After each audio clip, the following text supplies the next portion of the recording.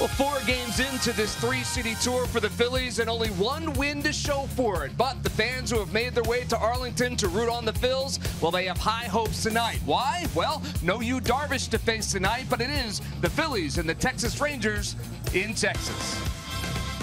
Hi, everyone, and welcome to Phillies Baseball alongside Ben Davis. I'm Greg Murphy in for Tom McCarthy tonight. Well, the month of May has certainly not been kind to the Phillies. Just 3 wins so far in this month. Certainly a lot of reasons why you can point to as why they are not winning baseball games. But one of them, the pitching, unable to put the offense away when they have them down. Exactly right. You get ahead of a hitter, especially a big league hitter, it's your turn to put your foot on his neck and really take advantage of the situation that the hitter's on the defensive. Well, I'm not seeing that out of the opposing hitters right now. They're a little too comfortable at home plate, diving out over the plate. They need to be a little bit more aware of the pitches inside. Mike Napoli last night, he's not going to miss this pitch. He's made a living off feasting on pitches like that from Mark Leiter Jr. last night. 0-2 count, it can't happen. It's been a problem with the bullpen. It's been a problem with the starters. You take a look at the numbers right across the board. The inability to get out of counts that you're ahead in. Yeah, exactly. You have to really put them away. Getting ahead of a hitter really is sometimes the easiest part, but putting them away is the toughest part. It's been addressed by the pitching staff. It's up to the players to make the adjustments. Well, it'll be Zach Eflin who will try to make those adjustments for the Phillies tonight. He'll get the ball. He'll be the starting pitcher tonight against the Rangers. Now, he has been very good so far since being called back up from the minor leagues, and, well, one of the reasons is he doesn't walk a whole lot of guys. No, he doesn't, and he uses that fastball so effectively. I don't care who you are, fastball command is where it's at. Now, Zach is a guy that will throw that fastball to the tune of nearly 71% of the time. So he depends on that fastball. He trusts his fastball, and he gets most of his outs with that heater. Take a look at the numbers for Zach Eflin and getting ahead of hitters. Well, it's no surprise. That's going to be good for any pitcher. It's been good for Zach Eflin. Yeah, he just can't fall behind. He falls behind. You see that batting average up at 311, but when he gets ahead, good luck. All right, so it'll be the right-hander Zach Eflin for the Phillies, and they will face the right-handing journeyman Andrew Cashner for the Texas Rangers. Both of these guys looking for their first wins of the season. Will one of them get it tonight? Well, that remains to be seen. We talked about the month of May, and the Phillies have struggled in the month of May, but this guy has not. Batting .385 and 4 home runs is Tommy Joseph. Can he keep it up? Lineups and first pitch next. Phillies baseball is brought to you by Xfinity. Xfinity X1 will change the way you experience TV. By Toyota. Find your favorite model today. Toyota. Let's go places. By Citizens Bank. Official bank of the Phillies. Visit citizensbank.com. And by Independence Blue Cross. Live fearless. Learn more at ibx.com.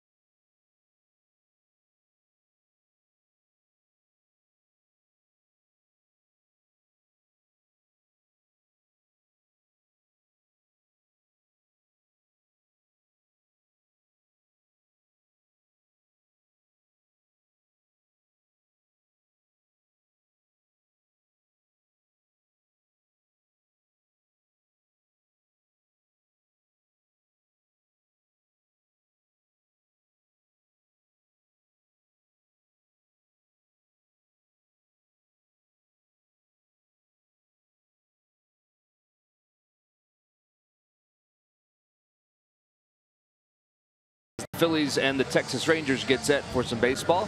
They say it's 89 degrees, but there's a nice breeze, and it has been a beautiful day all day long. And going over the ground rules a couple minutes ago here at Globe Life Park. Matt Stairs maybe trying to change the luck. He brings out the lineup card tonight, along with Tony Beasley, the third base coach for the Texas Rangers.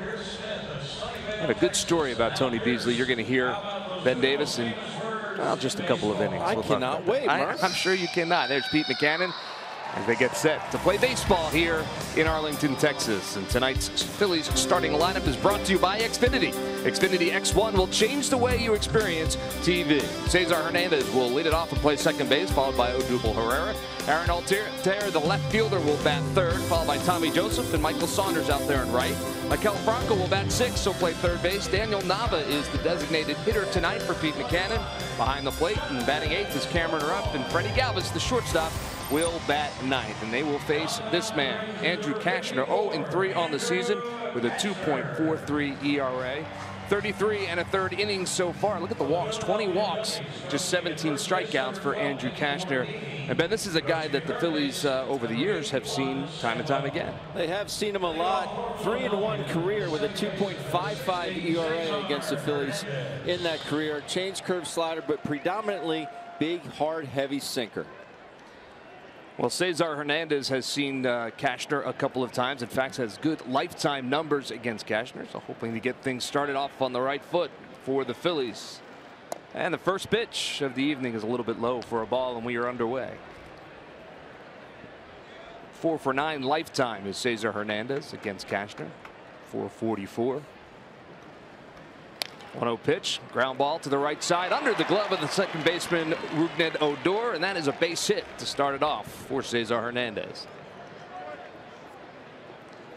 So that brings us to the Nissan keys to the game. What do you have for us, Ben? Well, that's a good start right there for Cesar Hernandez, but the offense, you can move on now. Yu Darvish last night was filthy. You got to tip your cap to him, but different animal with Andrew Cash tonight, so you can get on him tonight. And Zach Eflin continued to pound the strike zone.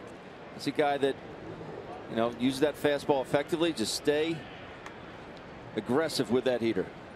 Yeah, Zach Eflin, 5 straight no decisions so far this season, looking for his first win of the year, as is Andrew Cashner. Odubel Herrera steps in and takes that first pitch outside for a ball. It's 1-0.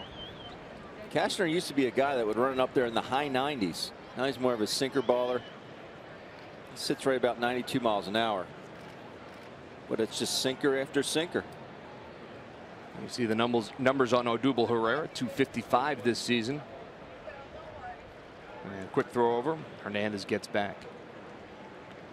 Herrera, another guy who has had success against Cashner, 6 for 11 lifetime with 2 home runs against Andrew Cashner, batting .545. So the top of the lineup has done some damage in the past. Let's see if they can do some damage tonight. Get the Phils back to winning ways. Pitch to Herrera is down the left field line and foul. It's 1-1. Today's Lucky McDonald's Phillies home run jackpot contestant is Tony Tarantino from Bridgeport, Pennsylvania. The Phillies hit a home run in the game, and Tony will win $300. Now at McDonald's, an ice cold delicious soft drink is only $1. I'm loving it. Good luck, Tony.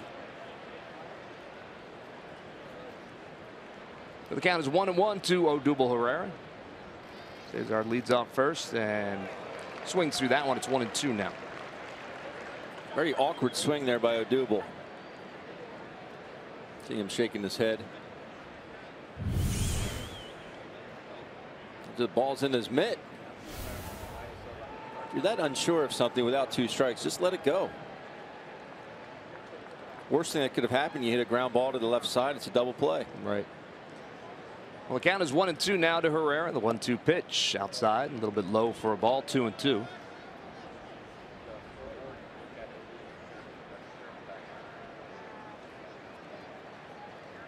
Yu Darvish got a double play in the first inning of yesterday's game to quell any kind of early runs for the Phillies. They did not have a whole lot of success, as you mentioned, against Yu Darvish. 2-2 pitch misses. 3-2 now to Herrera.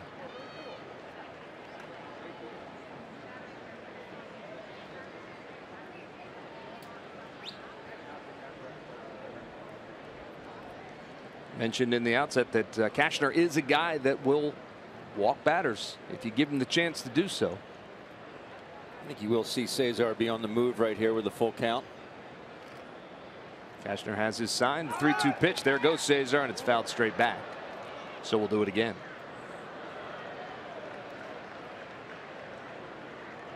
Not the best jump there for Cesar. He's a little tardy, but you're basically putting it in the hands of Odubel Herrera to get that ball in play and hopefully on the ground. A lot of room over there on the right side between Odor and Mike Napoli over at first.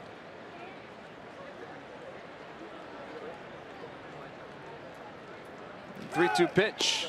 Big swing and a miss. He swings through it. The throw down to second is in time. To strike him out and throw him out double play.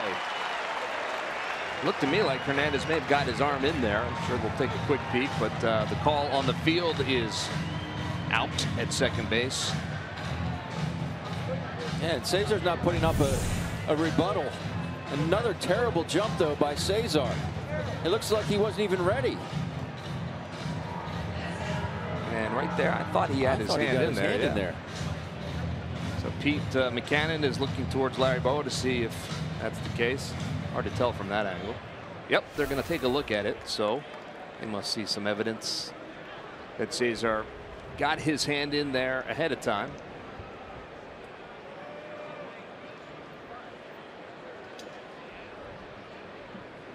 So early in this game, Pete taking a chance, taking a look at the review. I got to believe he feels pretty confident this early in the contest to use his review. Take another look. This will be a better view. The left hand is. Elvis has to go up to apply the tag. He's in there right now. Can you overturn it with that? I would hope so. Just never know. You're right, though, that Cesar did not really put up much of an argument down there at second base. I'm just more upset about the jump. It looked like he was just standing flat-footed at first base. He wasn't ready to go. I mean, Cashner not exactly quick to home plate. He had a swing and a miss, which makes Lucroy stay back. He can't jump out there, so he doesn't get catcher's interference. While we wait, Andrew Cashner will stay warm by tossing a couple to Jonathan Lucroy. 9 challenges for the Phillies so far this season. 5 of those have been overturned. Looking for number 6 right here.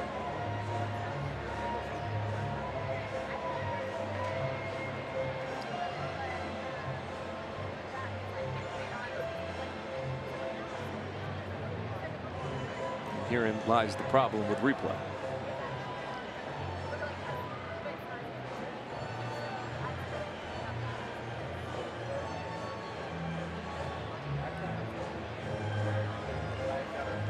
You just have to make sure that they cover all the angles, cover all the bases, so to speak, that make sure each angle is covered if you are going to overturn it, and they have to be 100% sure of it. Yeah, we've seen a couple times where from one camera angle it looks like, oh, okay, obviously he's safe, and another camera angle shows, well, not too sure, and then perhaps another makes it look like he's out. This to me, you got to watch his fingers when they start to bend, right? Yeah, he's there. Yeah, that tag is not applied at that moment.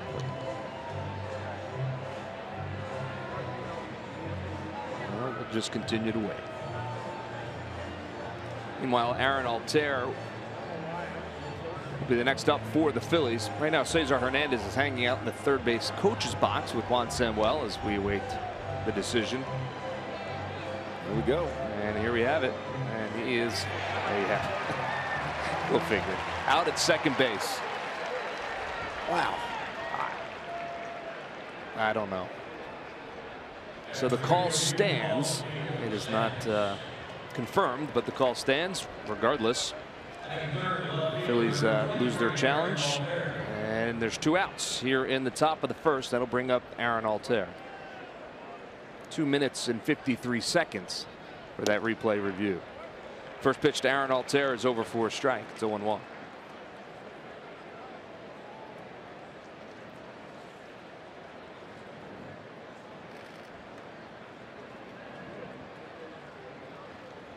from the windup. And that is also over for a strike. So 0-2 now quickly to Aaron Altair. Altair batting .318 with the 8 home runs and 22 RBIs. The 0-2 pitch. It's outside and low for a ball, 1-2.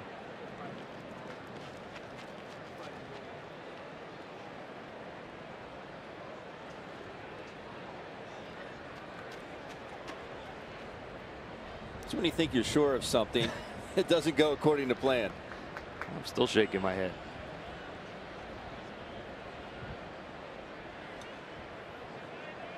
Here's the 1-2 pitch.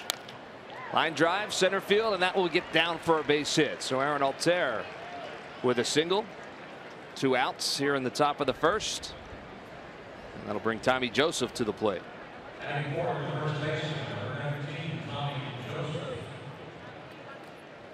The catcher not happy with himself. Altair able to fight that one off. Looked like he got it in on the handle a little bit, Yeah. but he is a big, strong guy, so able to fight that one into center field. So there you see Tommy Joseph batting .255 on the season. Takes that first pitch wide for a ball. It's 1-0. Since April 20th, Joseph is batting .323.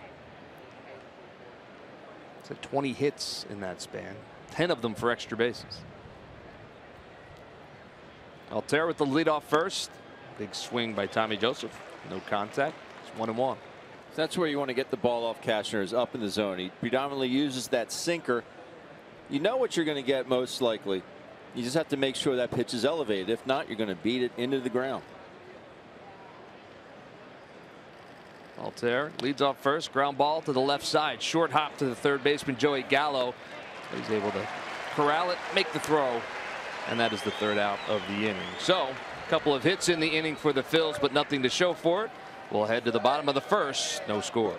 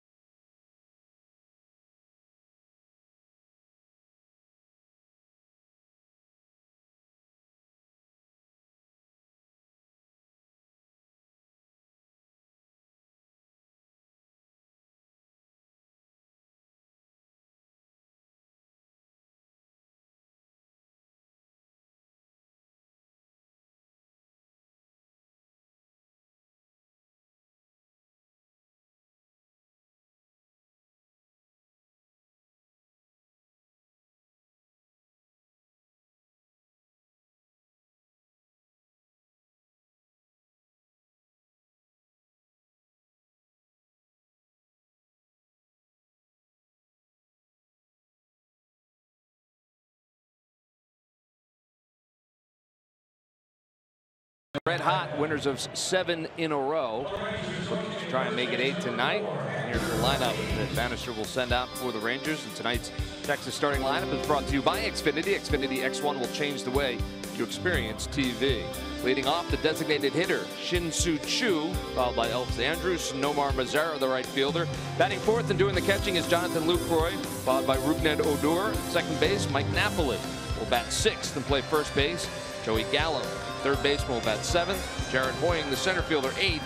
Delano DeShields, the out there and left, and he will bat 9th tonight. And they will be facing Zach Eflin, still looking for his first win of the season, but with an ERA of 2.81.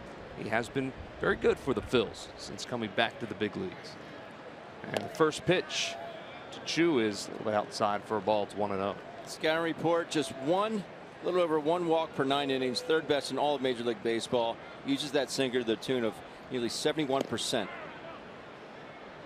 Gets that one over. It's 1-1 now to Choo. Eflin does work quickly. You see the numbers on Choo, 244, 4 home runs and 14 RBIs so far this season. A little bit outside and high for a ball. It's 2-1.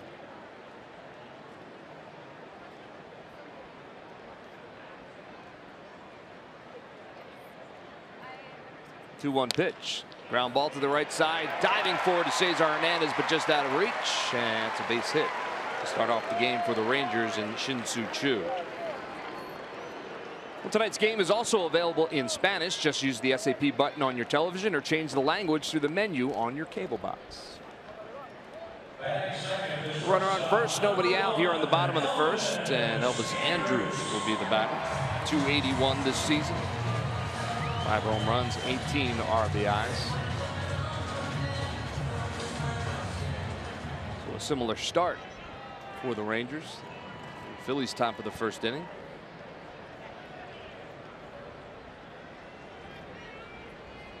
So Eflin working from the stretch. First pitch is over for a strike.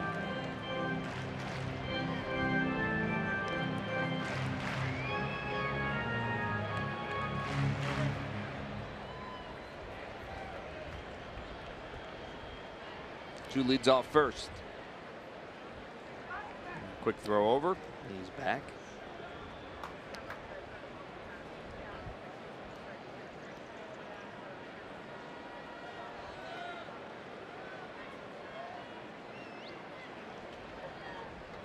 Andrus climbing up that list.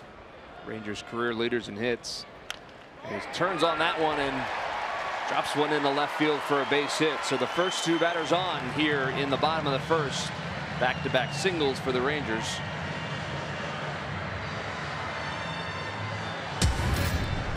That'll bring us to tonight's Cold Hard Fact. It's brought to you by Clean Crisp Coors Light. The highest percentage of batters retired with runners in scoring position. The guy we saw last night, well, he's up top, but Zach Eflin is on that list at 83.3%, and Andrew Cashner also on that list, just a tick over 80%. Guys retiring batters with runners in scoring position. That's exactly what Zach Eflin is going to try and do now, with runners on first and second and nobody out for the Rangers. He's got his work cut out for him. 3-4-5 coming up. First pitch to Mazara is a little bit inside for a ball. Eflin wanted it. That was a good pitch. Mazara has that 6-game hitting streak, including the home run in the first inning last night off of Jared Eichhoff. 1-0 pitch. Swings through that one. It's 1-1. Talking with Rick Kranitz today, and he said Mazara's a guy that you just have to pitch him up. I know it sounds funny, but you just have to live at the top of the strike zone. He's a guy that really, really loves a low ball. Just with his swing plane, but you have to stay at the top.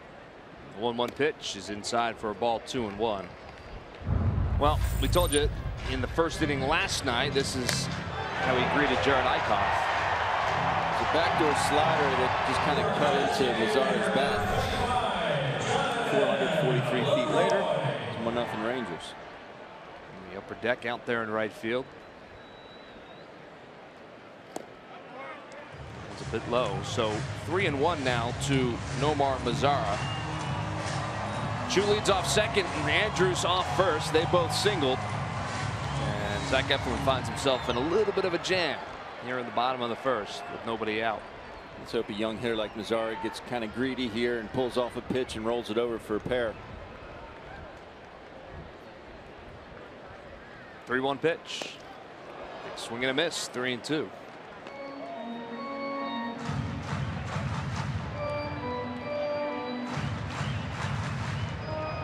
So the count is full now to Nomar Mazara. Jonathan Lucroy waiting on deck.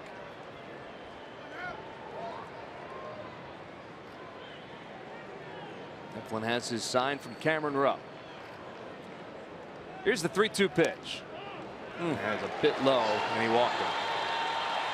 So Zach Eflin, who doesn't walk anybody, walks a guy here in the first inning, and the bases are loaded with nobody out. Bob McClure staring in disbelief.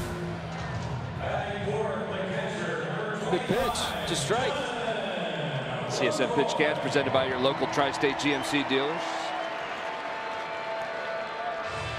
You see the umpires. Tom Hallion is the crew chief. He's behind the plate tonight. Mark Ribinger over at first. Phil Cuzzy at second. And Vic Carapazza, who's behind the plate last night, is down there at third. I mean, that's the difference in first and second, one out, and bases loaded, nobody out.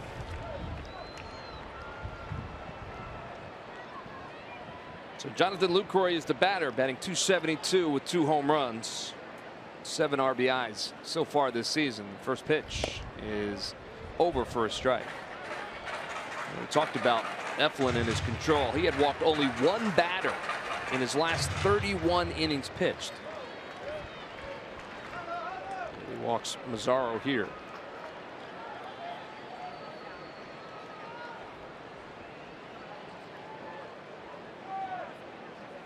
The 0-1 pitch. Check swing. Side for a ball. It's 1-1. First slider we've seen out of Zach this evening. Lucroy, no stranger to success with the bases loaded. We talked about his success against the Phillies over the years. 1-1 pitch. Popped up. Not deep.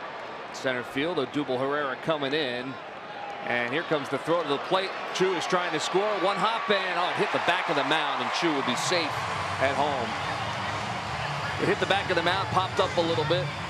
And even though Odubel Herrera was not very deep in center field, Chu was able to get safely home. It's a 1-0 lead for the Rangers. I don't like to really harp on the umpires too much, but that's Tom Hallion's run right there. It was first and second. Mazzaro was out. That pitch is a strike. This would have been the second out of the inning. You have first and second, 2 outs. Now it's 1-0 Rangers and just the 1 out. You know, that really changes the whole complexity of the inning. Well, Rougned Odor will be the batter for the Rangers with runners on first and second now and 1 out. Zach Eflin can still see his way through this without too much damage as he pulls that one foul. But your point is a good one, Ben, and you know it's frustrating. But Zach Eflin has to put that aside now and try to make a good pitch and get Odor to do exactly what he needs him to do, maybe roll over and turn 2. We'll implore the shift on Odor. You see it. Tough guy to double up because of his speed. Can really motor. The 0-1 pitch. Outside for a ball, a little bit low. It's 1-1.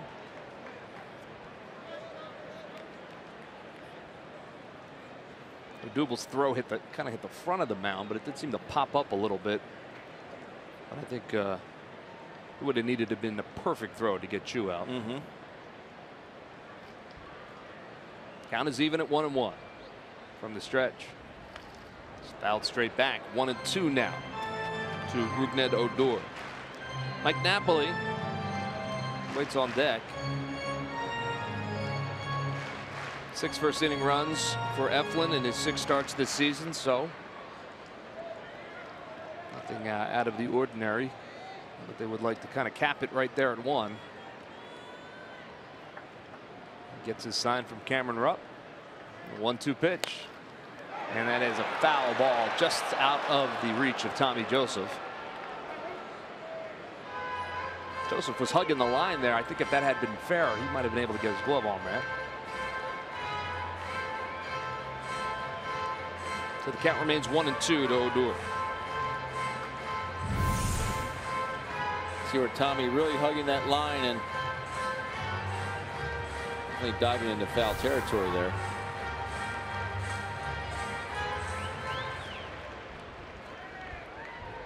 What do you think here? Here's Zach Eflin and Cameron Rupp. You just keep pounding away. Odor's a guy that likes to get out and around the baseball. 1-2 pitch. Swung on, hitting the air to right field, going back onto to Saunders at the track. He's going to have room and makes the catch. Runner tags from second. Andrews moves up to third, but runners at first and third now with 2 outs. That's a big out.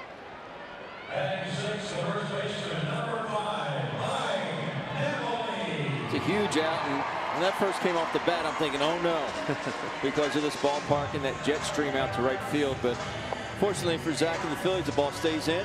Hopefully get out of this with just 1 run. Speaking of jet streams, Mike Napoli last night in the 8th inning put a charge in that one to straightaway center field. That one kind of put the game out of reach at that point for the Phils as they went on to lose that one 5-1. So he comes up in a big spot here, but early in the game, bottom of the first, 2 outs, runners at first and third. First pitch to Napoli is inside for a ball. You know, the right field corner here at Globe Life Park 2 kind of juts in right down there in the corner. You see it goes from 349 to 325 in a hurry, so you find that corner.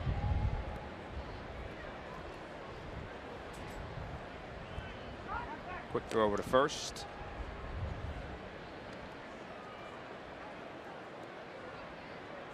Zara's at first. He walked. Andrews over at third base. He singled. 1 run across for the Rangers here in the bottom of the first.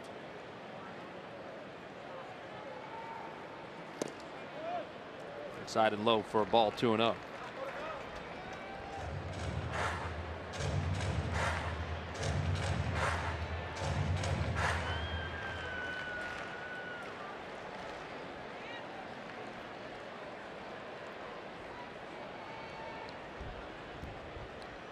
Two-0 pitch. Over for a strike. It's 2-1. Zach with the ability to really change speeds on that fastball. He's been 90 to 92. All of a sudden, boom, there's a 95.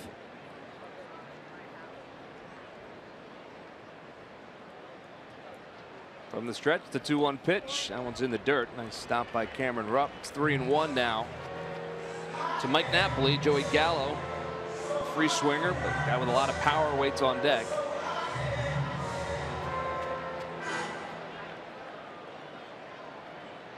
And you see Gallo, 12 home runs this season.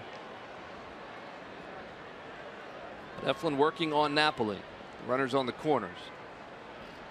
3-1 pitch. Line drive, and then it's foul. On the third base line. Nice grab.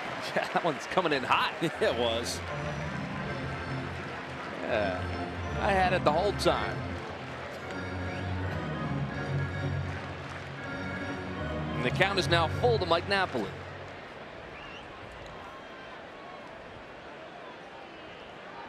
See the pitch count rising to 26 pitches. He has his sign. Like to end that here. 3-2 pitch inside, and he walks him. So uncharacteristic for Zach Eflin as he walks 2 here in the first, and the bases are loaded again. And that will bring up Joey Gallo. So that'll bring Bob McClure out to the mound. And there's the catch that young fan made. Did I catch that? Yeah. I saw it the whole way. What a thrill. He really helped out the folks behind him as well. You know, tomorrow in school, yes, that'll be like a diving catch. Oh, absolutely. Yeah. They jump over 3 rows of seats. You see 2 walks in the first 2/3 of an inning tonight. 1 walk in the previous 31. But all of that said, Zach Eflin can still see himself out of this with just the 1 run across, but he's going to have to get through Joey Gallo. The bases loaded. Gallo has 12 home runs this season, but batting just 189 with 57 strikeouts already. The first pitch just outside for a ball.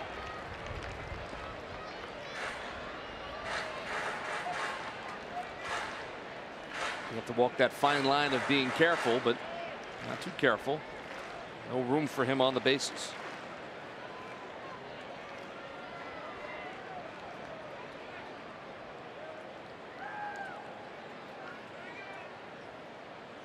No pitch. Fouled out of play. It's 1-1.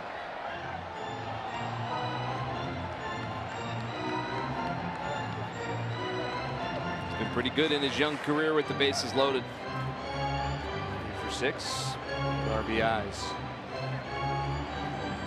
See when we get to that 3rd strikeout, though.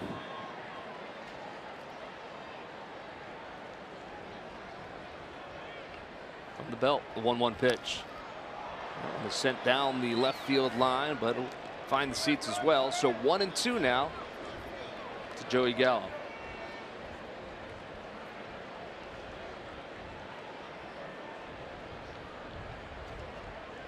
I'd love to see him run that two-seamer off the hip of Joey Gallo. Up at the belt, though. Not down. Up at the belt, run it back, freeze him. Or go four-seamer hard in there. He has his sign, the 1-2 pitch. There it Called is. third strike, and he got him. So Zach Eflin able to battle out of trouble. Bases loaded, nobody out. Just one run across for the Rangers. You'll take that if you're the Phillies. We'll head to the top of the second. They trail by 1.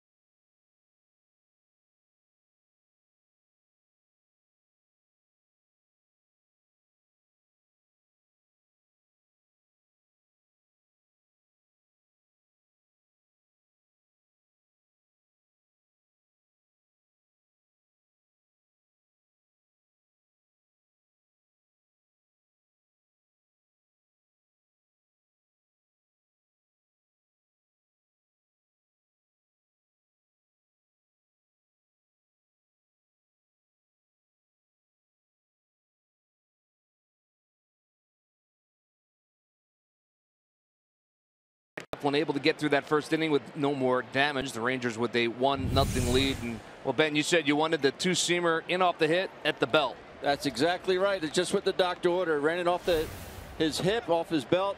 Unfortunately, it took 30 pitches to get out of that inning. Twice with the bases loaded, but you'll take it if you're Zach Eflin and the Phillies right now.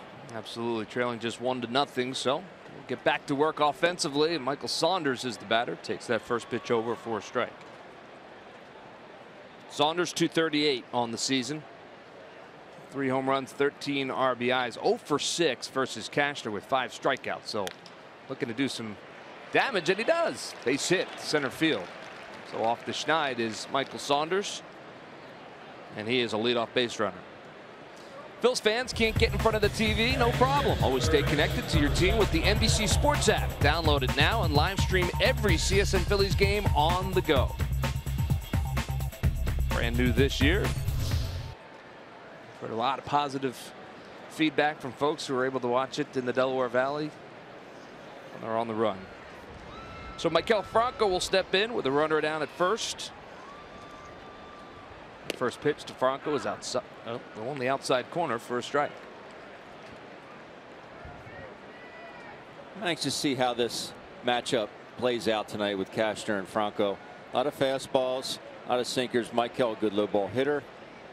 Inner part of the plate. He watches that one come across a bit low. It's 1-1 to Franco. Let's start him off with 2 sliders.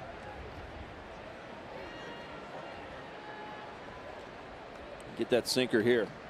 Saunders gets his lead off of first, and pitch is in the dirt inside. It's 2-1 now to Maikel Franco.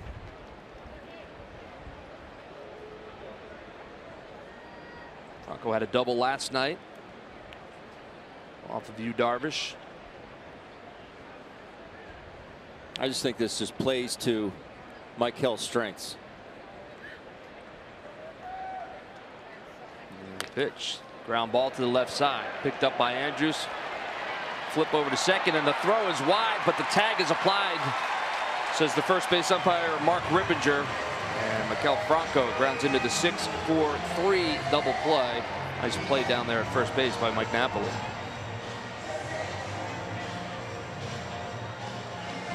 That is our State Farm double play. Take another look. Andrus with a nice feed to Odor, but Odor's throw pulls Napoli off the bag. Yeah, it's a good play there by Napoli at first base to tag Maikel. That is your State Farm double play. State Farm, here to help life go right. So that'll bring up Daniel Nava, the designated hitter. He takes that first one outside for a ball. Nava batting .288. 2 home runs. Both of those came from the left side, which is where you find them against Andrew Kashner. A bit high for a ball, so 2-0 now to Nava. Tommy Joseph was the designated hitter last night. Brock Stassi got the start at first base. Tonight, Joseph down there at first and Daniel Nava in the DH role. Pops that one down the left field line, and Shields gets chased, but it's out of play. So 2-1 now to Nava. Matt Stairs trying to get Daniel Nava not to think as much at home plate. Easier said than done, but I said, what are you thinking about? He said, I think about this, I think about that. He said, just thinking about hitting the ball hard. He said, that's why you're, caught in the middle right now. He said, stop worrying about having the perfect swing and just worried about getting a hard hit ball as your result. 3-1 pitch to Nava. Foul out of play. I would imagine easier said than done, but a guy like Nava, who's been around for so long and done so much in this game, I would imagine he can get there. Yeah, he's a very cerebral hitter. Yeah. See Matty. The count is full to Nava. Kashner gets his sign from Luke Roy. The 3-2 pitch. Line drive, right field, base hit. So there you have it. 2-out base hit. It's the 4th hit for the Phillies early in this game, and Nava's a 2-out base run. That was funny. I was talking with Matt today, and he said, what do you think of Darvish last night? I said, he was filthy. He goes, yeah, the off day got us. Still refusing to give credit to the pitcher. I love it. Nor should he, right? Not his Typical role. hitter right there. I said, you never change, do you? He said, why would I? So Nava down there at first base with 2 outs, and Cameron Rupp will step to the plate. Rupp watches that one sail outside for a ball. It's 1-0. To see Cameron give his family and friends something to cheer for right now. Yeah, I wonder how many tickets he left. I'm sure a bunch over the course of the next 3 games, or the 3 games in this series. 1-0 pitch, ground ball. Shortstop Andrus goes the short way to Odor, and that's the final out of the inning. So 6-4 goes the put out. Cameron Rupp grounds out to end the top of the 2nd. We'll head to the bottom with the Rangers up by 1.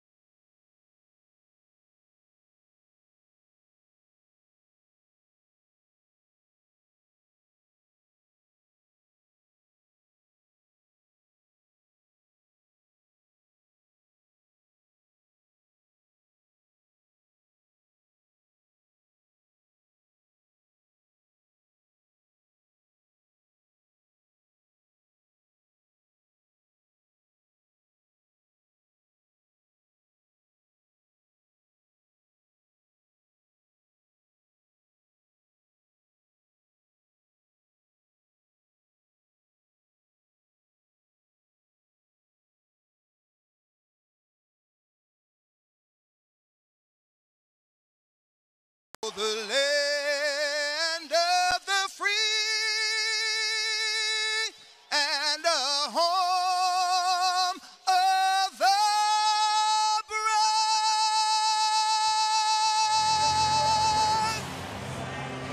Well, that is third base coach Tony Beasley, and that was opening day. I told you I had a good story about Tony Beasley. Yeah. That's it. Opening day, he wowed the crowd here at Globe Life Park by singing the national anthem.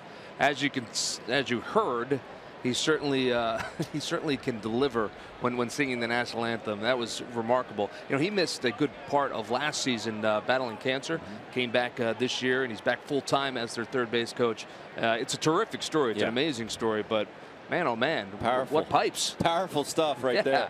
And from all accounts and talking to different folks, he brought the house down. Obviously, they have full house on opening day here in Arlington, and I would imagine there's some goosebumps running through the crowd. So very cool as Tony Beasley showing off his skills as a singer. I wish I could do that. Don't we all? Jared Hoying is the batter. I'm terrible even when I sing in the shower. I know the folks in the hotel room next to you were telling me that the other day. Jared Hoying is the batter. It's 2-1 now. The count to Hoying. Still looking for his first hit of 2017. He was called up a couple days ago to take over for Carlos Gomez. And at one hops Cesar Hernandez into right field. And he may have his first hit of the season. That was a pretty hard hit. You'll see Cesar Hernandez make that play more often than not, but I think might score that hit. Take another look. The ball's hit hard. Hoying hit a bullet. Now it's going to go down as a hit.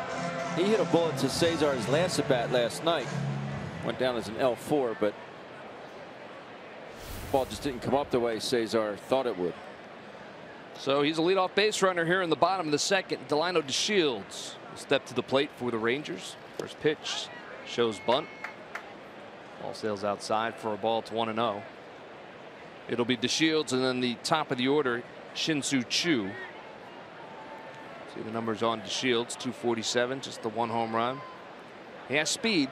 It's the one thing that he certainly possesses. Look how wet it is in front of home plate, too. Yeah.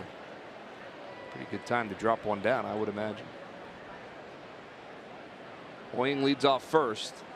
1-0 pitch. He does square around, and he does drop it down. Eflin will field it. Only play to first, and he has to hurry, and the ball gets away. So the runners will move up. Well, one runner move up to third. And things are not going well for the Phillies right now. Wow. The Shields should have been out at first base. Yeah, I don't know if Tommy doesn't see this ball, but I didn't think the throw was that bad. Watching it live, we'll take a look here as Zach gets to it.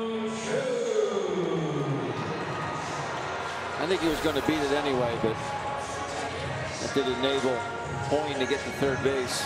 It did. So it has been scored a hit and an error to allow Hoying to get to third. Error on Zach Eflin. So once again, the Rangers back in business offensively. Nobody out. Bottom of the second, runners on the corners. And the top of the order, Shin-Soo Choo is up. He singled in his first at bat, scored the lone run of the game, and he hits that one deep to left field. Going back on it, though, is Aaron Altherr. He has room. Runner will tag from third and score. So he gets his job done, does Shin-Soo Choo, and the Rangers have a 2-0 lead. Choo got to hit his first time up, and obviously comfortable, and goes up there hitting early in the count, knowing all he has to do is get a ball in the air. Easier said than done against Zach Eflin. So that'll bring up Elvis Andrus, who also singled in his first at bat. Delino DeShields still down there at first as the throw came in the second from Aaron Altherr. So 1 on, 1 out, 1 across here in the bottom of the second.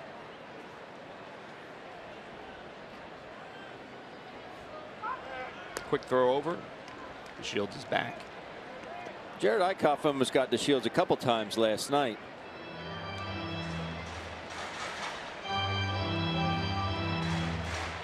Yeah, I think that He said how what it was in front of home plate. I think that's done deliberately. Yeah. Andrew Cashner and all the sinkers he throws. Misses there. It's close. It's 1-0 to Elvis Andrus. Tom Hallion is giving Ben Fitz behind the plate. No comment. Eflin checks the runner at first. The 1-0 pitch. Outside for a ball, 2-0.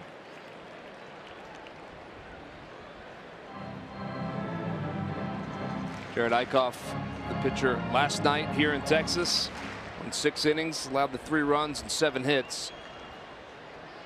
He was better than he had been of late. Yes. His command was much better, but still no wins to show for it for Jared Eichhoff. Quick throw over. Shields is back. Jared said it was kind of an emotional start for him.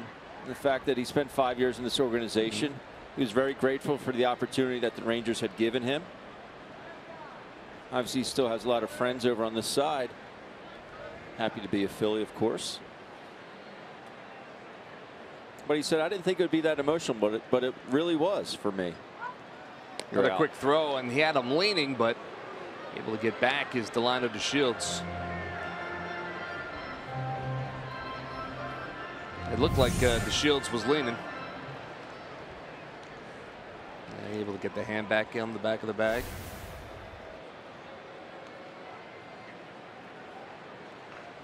Two 2-0 to Elvis Andrus.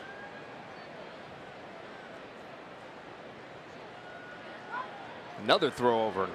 Nice play by Tommy Joseph as that one hops over there. I'm surprised that DeShields has his right foot so far behind his left foot. A lot of guys will have it just their toe of their foot to the left heel, or that far behind. He's fully exposed going towards second base. You see his lead right there.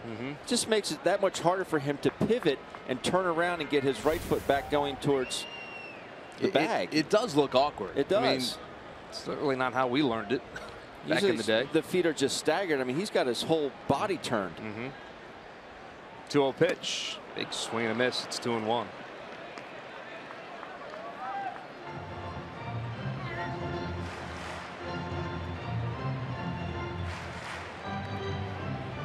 Nomar Mazara waits on deck for the Rangers. The count is 2-1 to Elvis Andrus.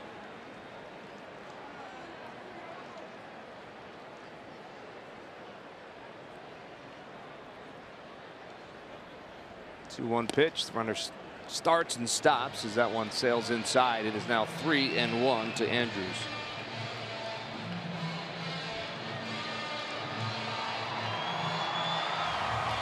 You see Mazara.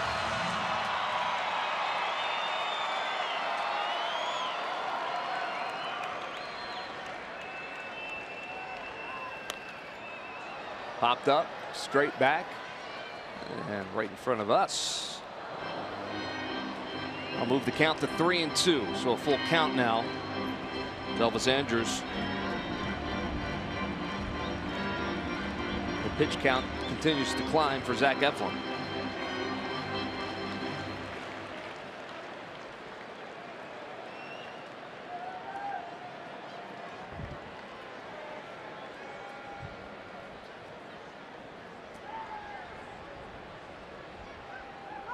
Another throw over. DeShields is back.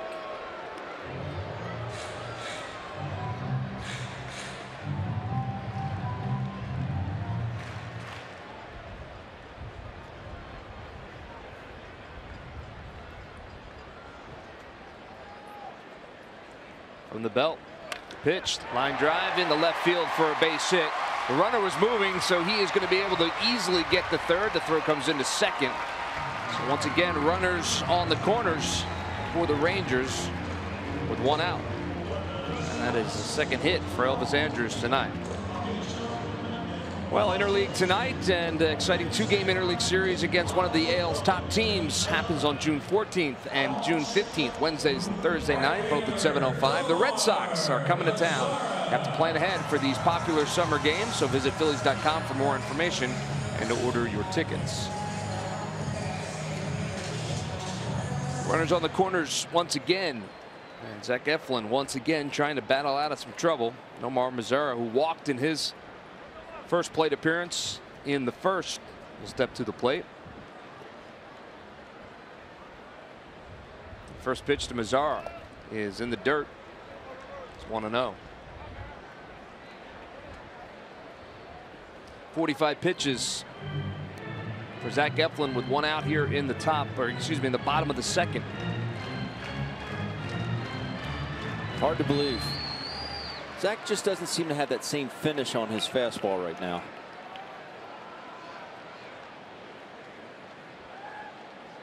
Working from the stretch. 1-0 pitch. Popped up and out of play. And when I say finish, I mean life at the end.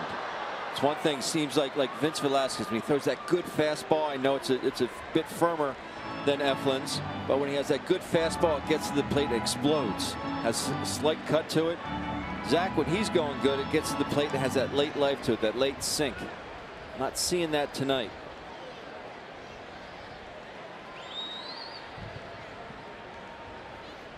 Trying to limit the damage here in the bottom of the second. One run across. Phil's trail at 2-0. 1-1 pitch. Ground ball right at Freddie Galvis. This could help. Steps on the bag. Throws over to first. Double play. 6-3 goes the put out for the double play. And that's exactly what Zach Eflin and the Phillies needed there. So the Rangers add to their lead. They add one here in the bottom of the second. But they limit the damage. The Phils trail by 2.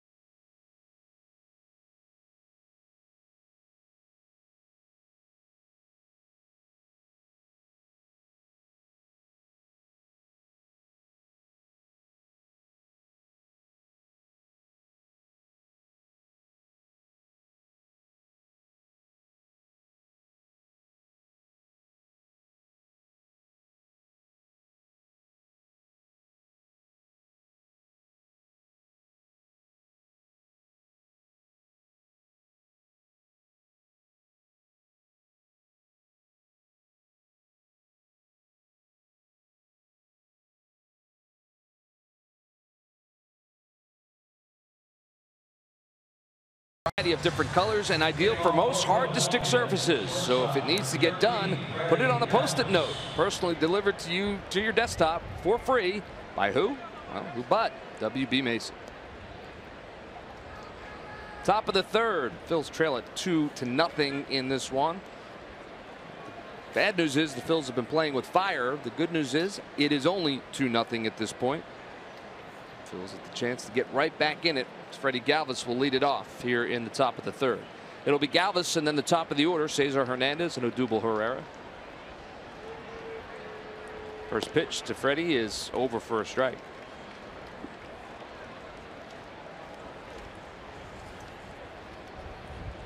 Freddie batting .250 this season.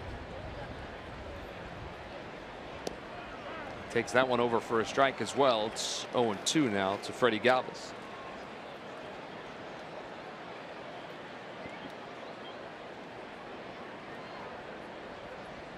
Cashner working quickly, has his sign. The 0-2 pitch upstairs for a ball. 1-2.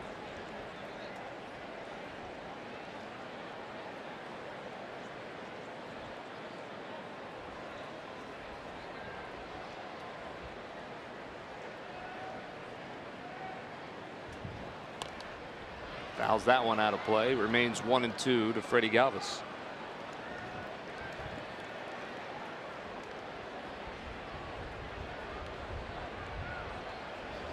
Phillies fans out there in the Third base stands, get themselves a souvenir as Freddie turns on that one, but grounds it into the glove of Odor. And he makes the put out. 4-3 goes the put out. Well, follow Phillies baseball live with the MLB.com at-bat mobile app. Stay connected to the game's best players all season long with game day, live game video highlights, radio broadcasts, stats, news, and more. Download MLB.com at-bat today. It's your #1 app for live baseball. One out, and the top of the order for the Phillies, Cesar Hernandez, who singled in the first inning to lead off the ball game, steps in. First pitch to Hernandez is upstairs for a ball. It's 1-0.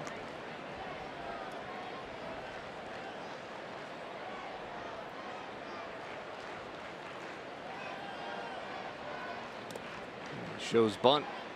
Takes that one a bit low for a ball. 2-0 now to Cesar Hernandez. Batting .500 against Andrew Cashner in his career.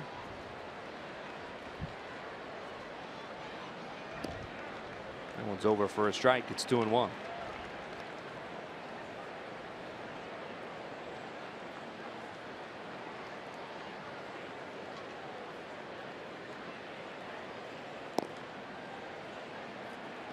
Outside for a ball. 3-1 to Cesar Hernandez.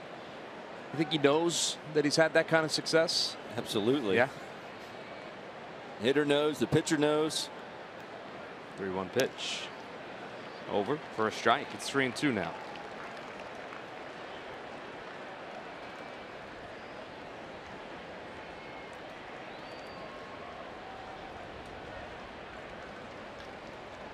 Cashner working from the windup.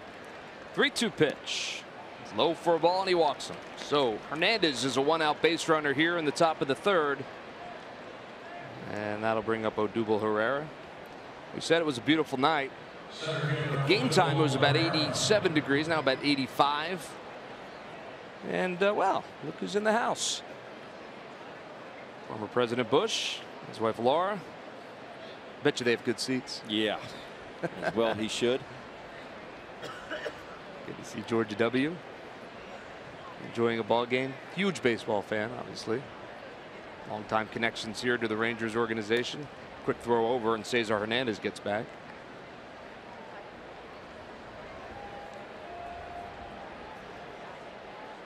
Odubel Herrera 0 for 1. He struck out as part of that strike him out, throw him out double play in the first.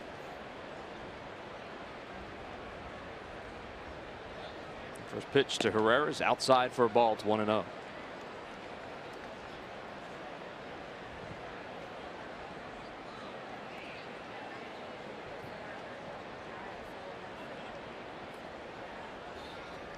Phillies have had their base runners in this series so far. They just haven't been able to do a whole lot with them once they get on base. On the outside corner for a strike. It's 1-1. Hard to believe Odubel, 254 overall, just 224 against righties. Yeah. 30 points below.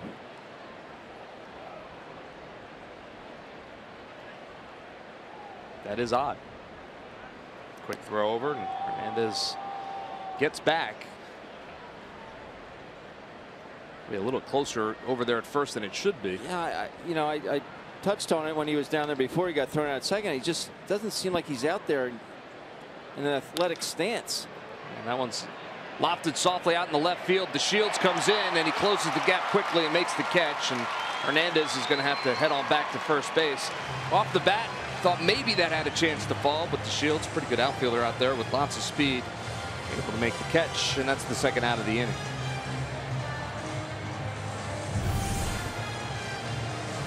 Kind of breaks back on it at first, but does have that closing speed. Thought for a quick second ball was going to get down, but it almost did anyway. And then it slips out of his hand to boot. Must be slippery. So Hernandez still over there at first base with 2 outs. Aaron Altair is the batter, and he takes that first pitch on the inside corner for a strike. Altair also singled in his first at bat. Batting .326 on the season.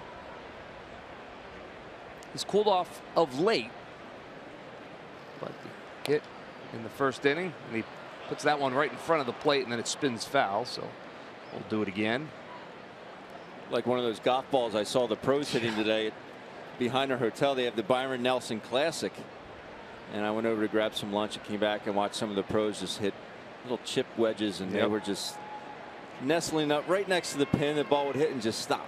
Stop, spin back a little bit. It was amazing. One after the next. Well, I sat out there for about 45 minutes between a par 3 number 2 and the par 4 number 3, and watched them, hit up onto the green, putt out, and then drive on 3.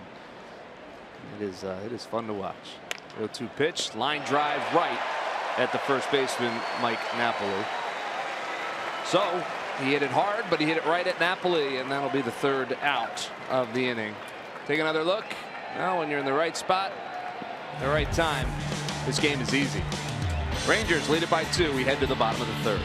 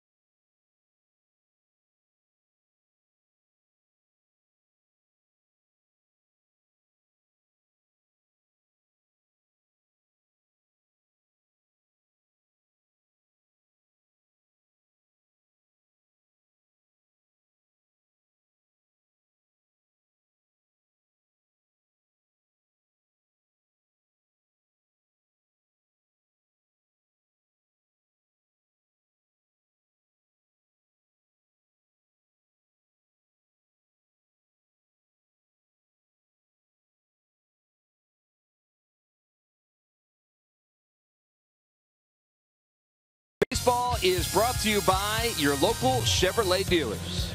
On a beautiful night in Arlington, Texas, the home team with the 2-0 lead over the Phillies. This Rangers team, well, they've won the division the last 2 years. They certainly believe they can compete again to win another division title, as Jonathan Lucroy is the batter. First pitch from Zach Eflin is over for a strike. They've had their fair share of injuries. Carlos Gomez, we told you, is out for 4 to 6 weeks just this week, missing him for their 2nd straight game. 1 pitch, turns on that one, hits it down the left field line, and that's going to go all the way back to the corner. Lucroy around first, and he'll cruise on into second with a leadoff double for Jonathan Lucroy, and they continue to solve Zach Eflin. They've had a leadoff hitter on every inning. And that's something that they need to really address, because Zach Eflin having to work out the stretch. These are all stressful innings. You see the pitch count at 49, but runners on base, you just have to zero in that much more. Rougned Odor will be the batter. He flew out to deep right field in his first at bat. Batting 199 this season. And quick turnaround to chase back Lucroy.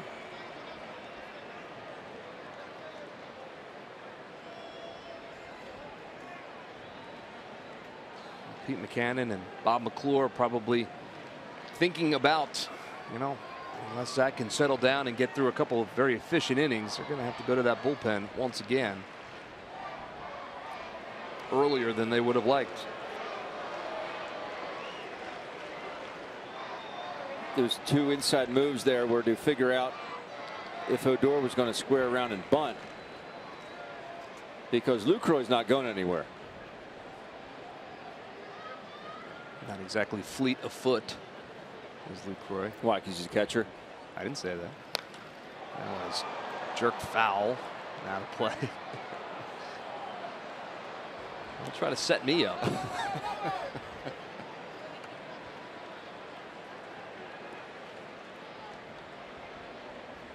But maybe. 0-1 now to Odor.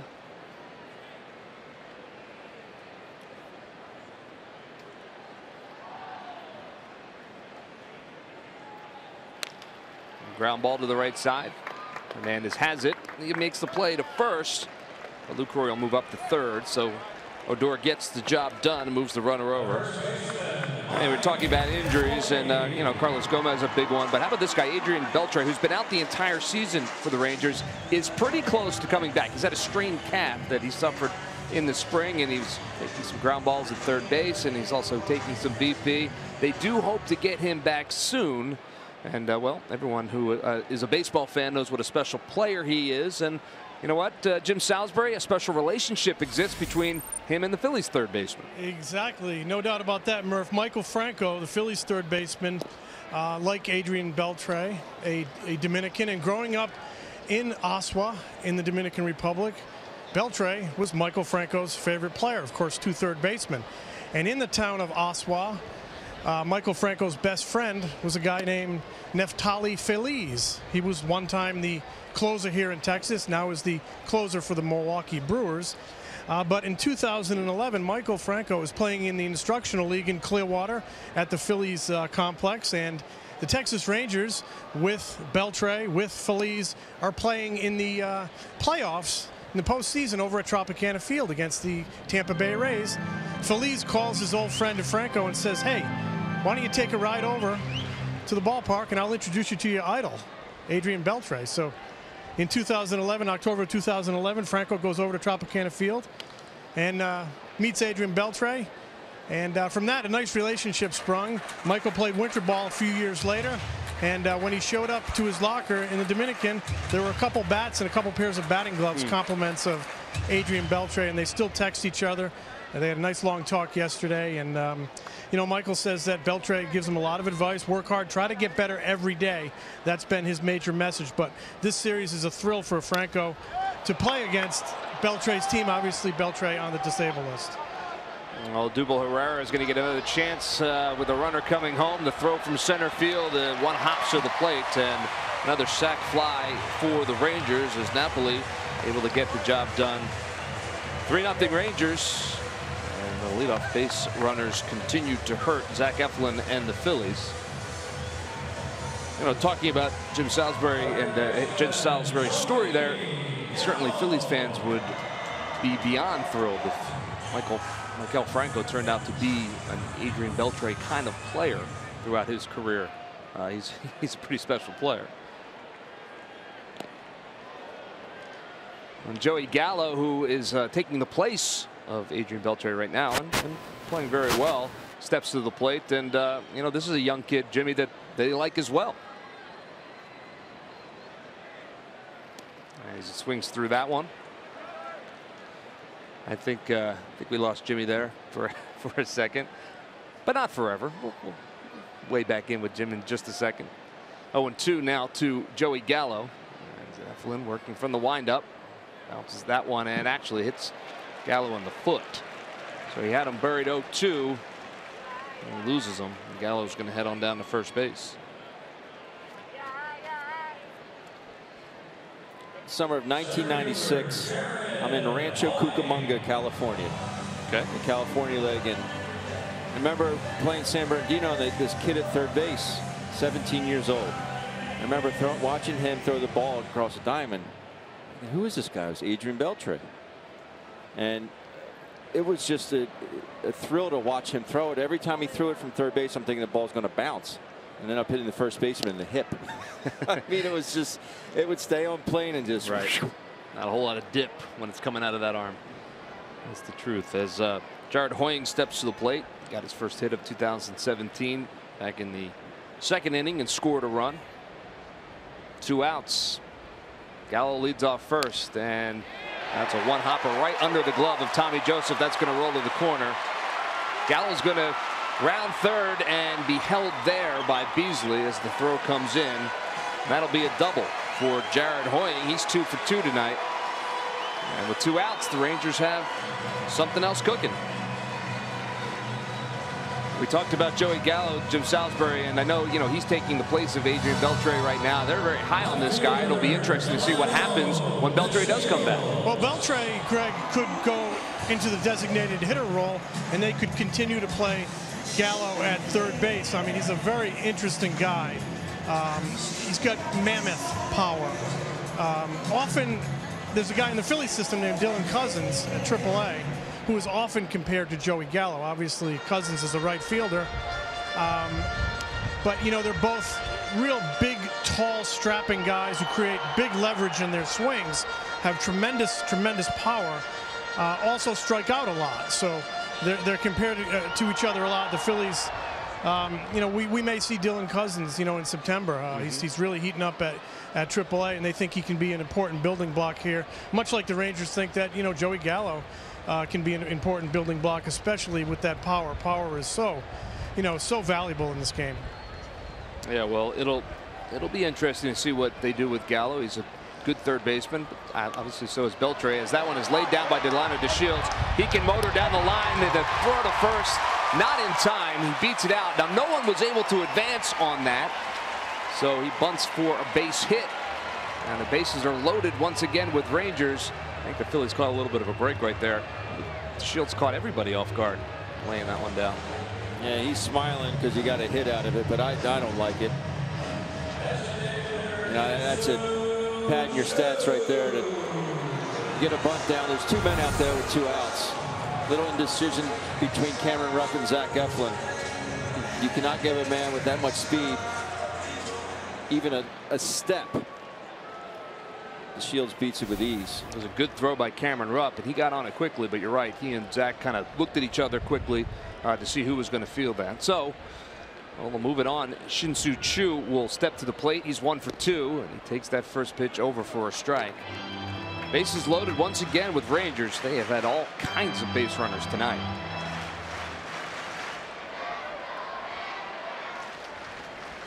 You see him.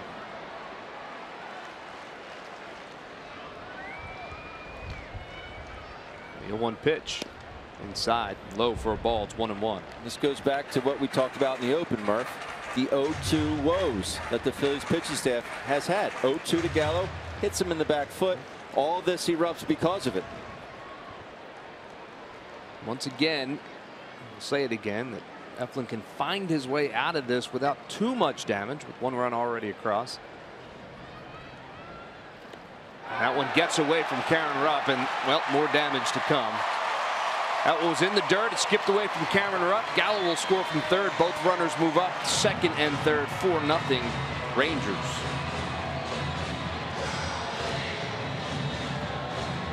And that'll be a wild pitch.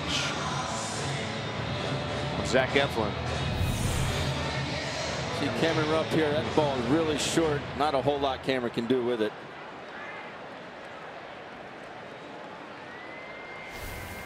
Ball gets to the backstop. All the runners advance. So now runners at second and third. The count is 2-1 to Shin-Soo Choo. Swings through that. It's 2-2 now to Choo. Rangers scored 1 in the first, 1 in the second, and they've scored 2 here in the third.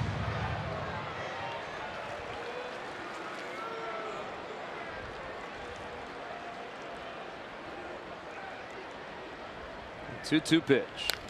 Line drive, right field. That's in for a base hit. 1 run will score. The other run, rounding third, he will score as well. And that's a 2-out, 2-run single for Shin-Soo Choo.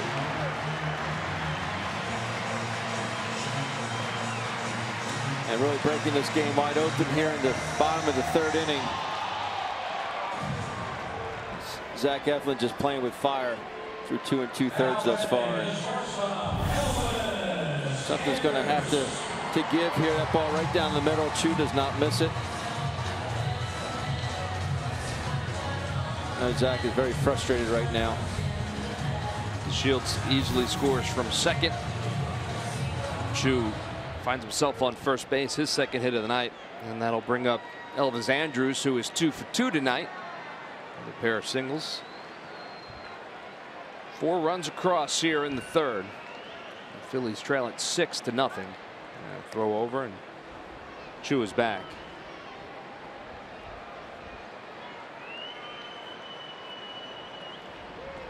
Again, talking with Rick Kranitz about the 0-2 woes as we discussed. He said it's something that we've talked about. It obviously needs to be addressed. But he said a lot of the times it comes down to whether or not the pitcher who makes the mistake has legitimate secondary stuff. Like you'd say Zach Eflin's best pitch is his fastball. Does he have that slider to get outs with as well? Vince Velasquez has an overpowering fastball. Does he have a good curveball or slider to get? It just depends on that night. That one is turned on and hit the left field, but it'll stay in the park. Aaron Altair circles underneath of it in front of the track, and he makes the catch.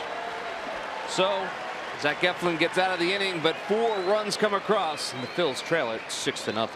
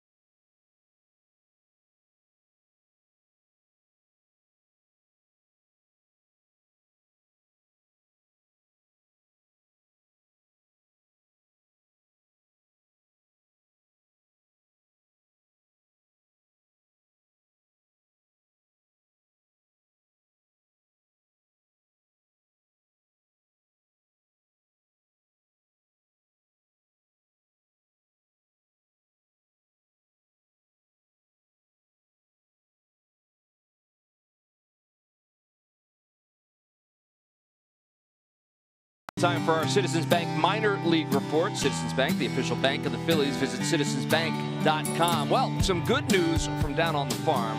Thing fighting Phils. They defeated Erie today 14-4. Scott Kingery continues to do some damage down there. Single double home run today, his 9th of the year. 2 runs scored as well. Aaron Brown with a big day. The bullpen, 4 innings, allowing just 1 run. And well, Redding, along with the rest of the Phillies minor leagues, continue to dominate down there on the farm. 21-13 so far this season. The Valley Iron Pigs, they've won 11 straight, so things are going well down there. Up here tonight, not as much. As Tommy Joseph steps in, the Phillies trail at 6-0 as we start the bottom of the 4th. Joseph swings through that. Quickly 0-2 to Tommy Joseph. He grounded out in his first at bat. The Phillies have 18 outs to work with.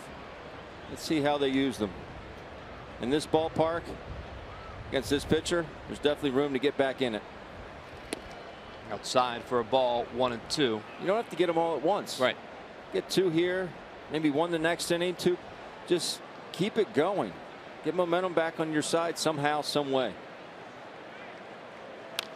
And that's a line drive to left field. The Shields breaks on it, and that's going to drop in front of him for a hit. Able to corral it on the hop, so Joseph is aboard with the base hit. And that's a start. Leadoff base runner for the Phillies.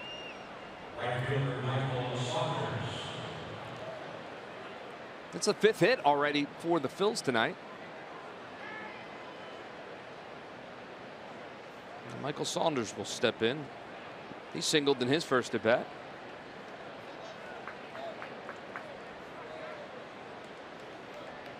And you're right, Ben, you know, get 1 or 2 here, start adding to that, but on the flip side, you know, you gotta shut down this Rangers offense. Absolutely. They have not been able to do that. Rangers have 9 hits already tonight through 3 innings. A couple of walks and a hit batsman as well. So Tommy Joseph leads off first. 1-0 pitch to Saunders. Over for a strike. It's 1-1.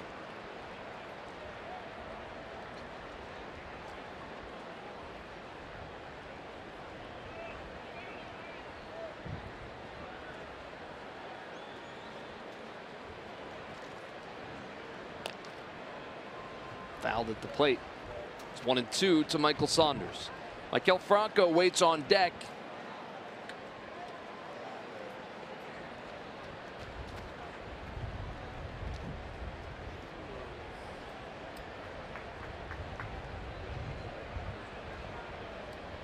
Joseph takes a small lead off first, being held on by Napoli. 1-2 pitch. And that one is hit well to left field, but Delano DeShields glides back and right at the edge of the warning track makes the catch. Tommy Joseph will have to retreat to first, and that's the first out here in the fourth. Hey, don't forget, on May 27th, game versus the Reds at 4:05. Kids can run the bases. It's sponsored by Nemours. Immediately following the game, children 14 and under are invited down on the field to run the bases. It's always kind of cool. That's May 27th. It's a Saturday. Visit Phillies.com to order tickets now. 1 out and 1 on for the Phils in the fourth. Maikel Franco steps in. He grounded into a double play, his only at bat. He fouls that first pitch out of play. It's 0-1. So Maikel's seen 4 pitches now. All have been sliders. He did see one sinker in his first at bat, but then came back with another slider, pulled off it, 6-4-3 double play. I think he should have a pretty good feel of how Cashner's going to work him. Will he mix in a few more sinkers? Yes, he still will. But I think until Maikel makes that adjustment, you're going to see more sliders out of Cashner.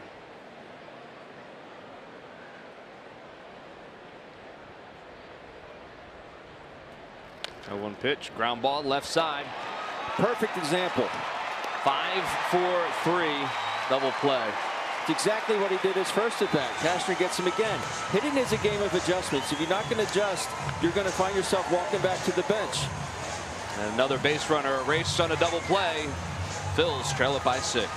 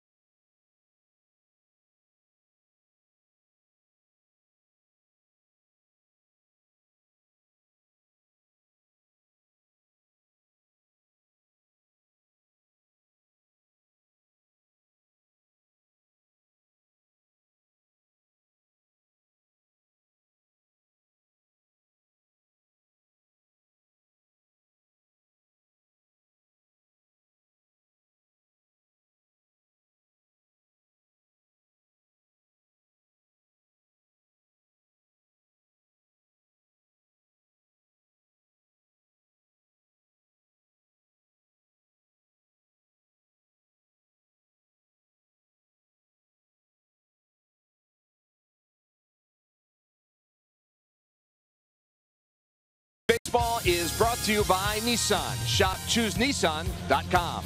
By Jefferson Health. Call 1-800-JEFF-NOW or visit jefferson.edu. And by your local Ford store. Check out every new Ford car, truck, and SUV crossover at buyfordnow.com today. 6-0 Rangers.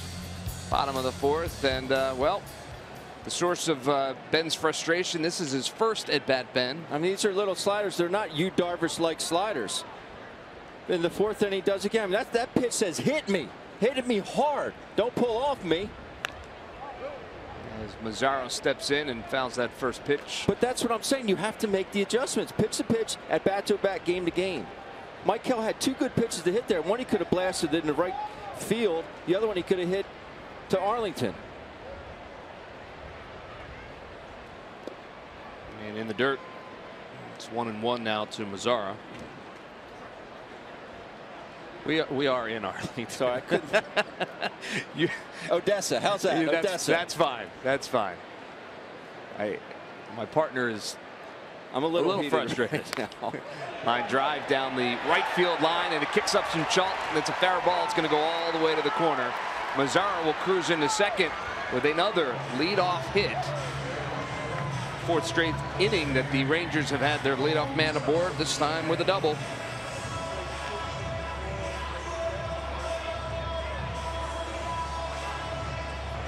That'll bring up Jonathan Lucroy. Mazzara gets on top of that one and literally hits right on the chalk.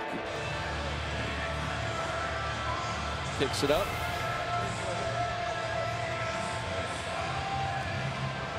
.72 pitches now for Zach. I know Pete would like to get as much length out of Zach as possible, but these are very stressful innings for him right now. They are, and no one warming yet in the Phillies bullpen. Every leadoff batter of each inning has reached base so far in this game for the Rangers, as that one is popped straight up. Double Herrera coming in. He's calling it. So Cesar Hernandez, and Hernandez will make the catch.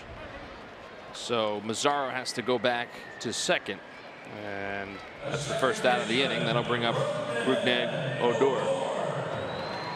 It's time now for our Jeep Stump the Fans trivia question. They said, what two catchers hold the record for most consecutive All-Star game starts? This is right in your wheelhouse, Ben. This is to make you feel better. Log on to Phillies.com. Go to the fan section for all the information. Please submit your answer on the subject line. Once again, what two catchers hold the record for most consecutive All-Star game starts? We're going to have that answer later in the game. Now, before the game, I told Jennifer, our stage manager, that you will absolutely get that right. Okay. Don't let me down. I think I have a pretty good idea on the one. Okay. One from each league. That would be correct. Yeah. Rougned Odor is the batter. It's 1-0 to him. He swings through that. It's 1-1. Mazzara's at second base. He doubled the lead off the inning.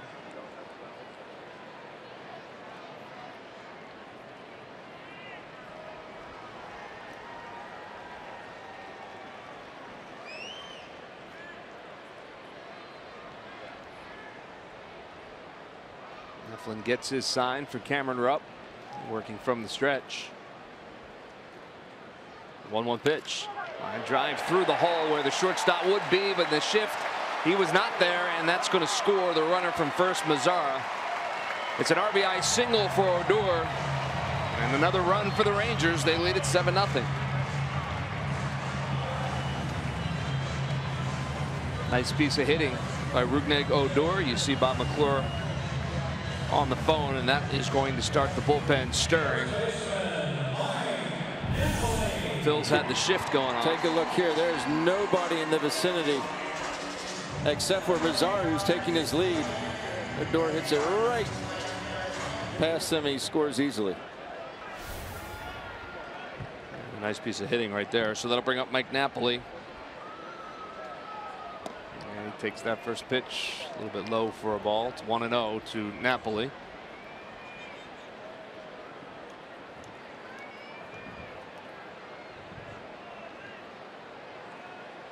Been on base once tonight. He's 0 for 1. So that's a sack, or excuse me, 0 for 0 with the sac fly. That one's in the dirt. It's 2-0. You see Luis Garcia starting to get loose in the Phillies bullpen.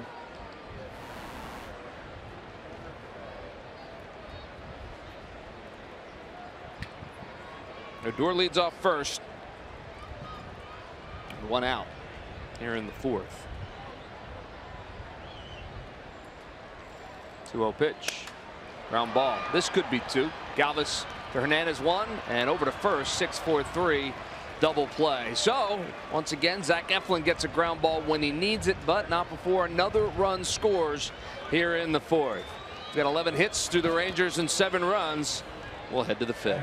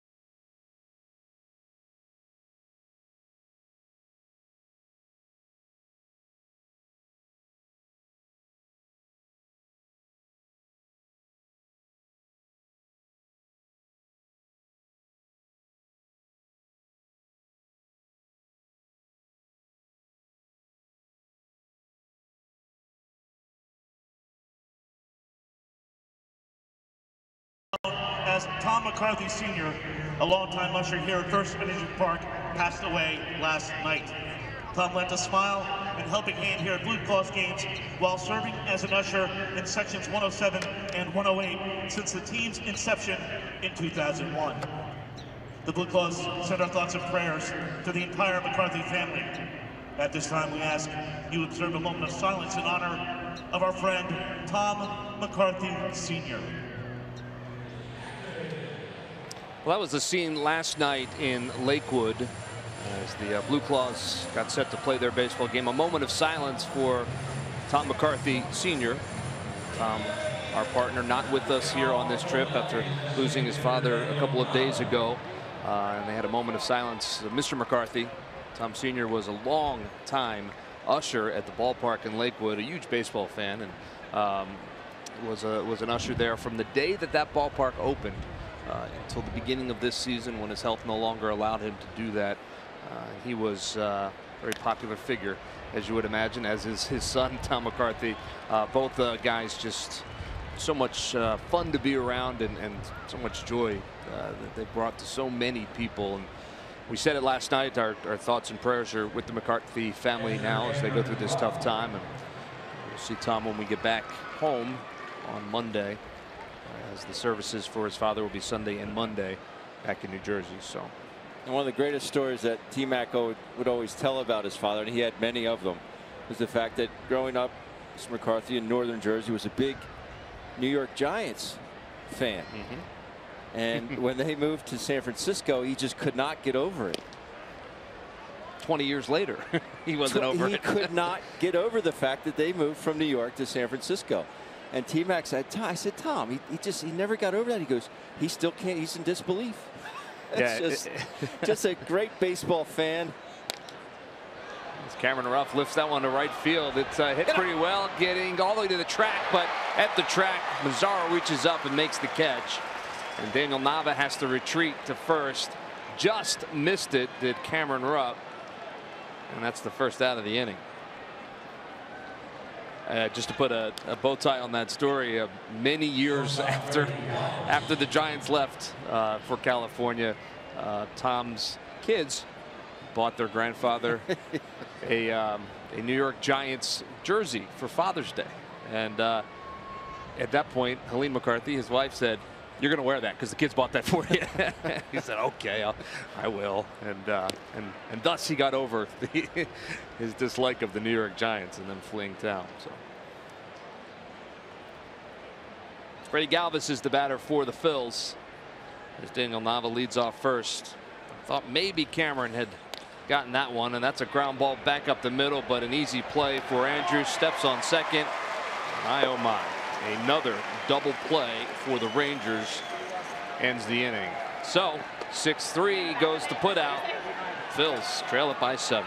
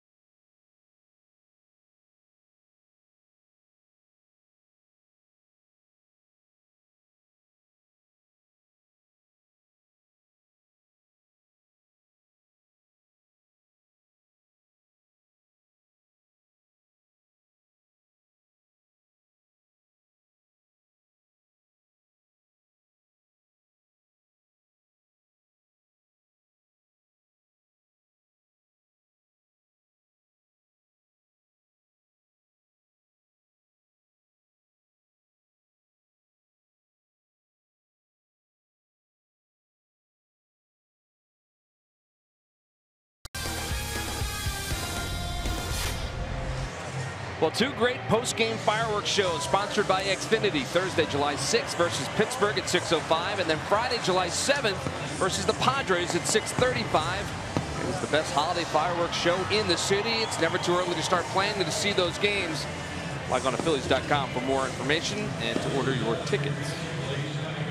I know both you and I, as a kid, would come to the vet for the fireworks show, and it really was always one of the best, one of the best around. And it's no different over at Citizens Bank Park now. It always put on a great show right around the 4th of July. This year it's after the 4th of July, so make note of that. Luis Garcia is into the game now for the Phils, his 8th game for the Phillies in 2017, an ERA of 1.42. So Zach Eflin's night is over, and we haven't seen Eflin be that ineffective in quite some time.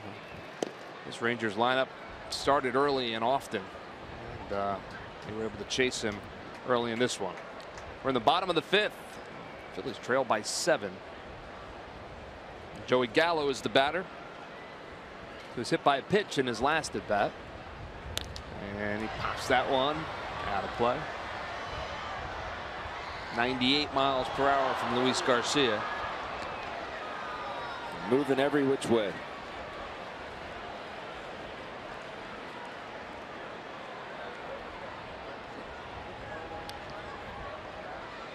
They have the shift on against Joey Gallo. 3 infielders on the right side. Here's the 1-1 pitch, and that is a line drive over the shift and into right field. And the Rangers keep it going. Another leadoff base runner. 5 straight innings that they've got the leadoff runner aboard. It's remarkable. So that'll bring up Jared Hoying, who came into this game without a hit so far in 2017, albeit in a very small amount of time. But he's got 2 tonight. He's got a single and a double. He scored 2 runs as well. You see that batting average jumps to 400 from 0. Very early in the season for him in terms of at-bats and plate appearances. First pitch is over for a strike.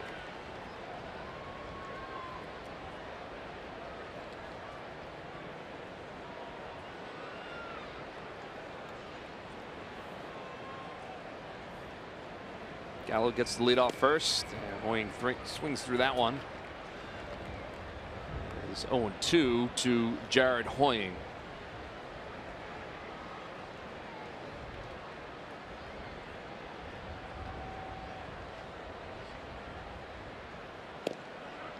Outside for a ball, 1-2. Another opportunity for Phil's pitching to put a batter away. Quickly getting ahead in the count. Not had a whole lot of success at that tonight. That one is in the dirt. Nice play by Cameron Rupp, and now the count is even at 2-2. Textbook by Cameron Rupp, and I mean textbook. He goes down, both knees hit the ground at the same time. He gets his chest over top. He tucks the chin. This is textbook form.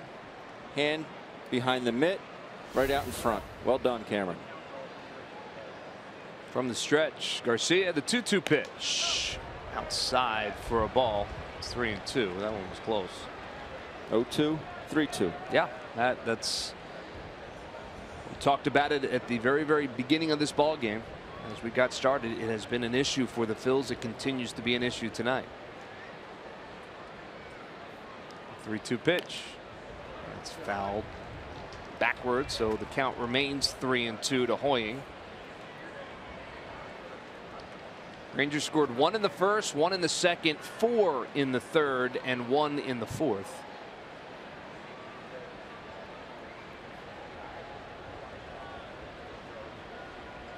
Three-two pitch. And that one is hit to deep right field, going back on to Saunders, looking up, and that ball is gone. A 2-run home run for Jared Hoying. He is a triple away from the cycle. And it is 9-0 Rangers with nobody out here in the 5th. From 0-2 to 3-2 to a 2-run home run.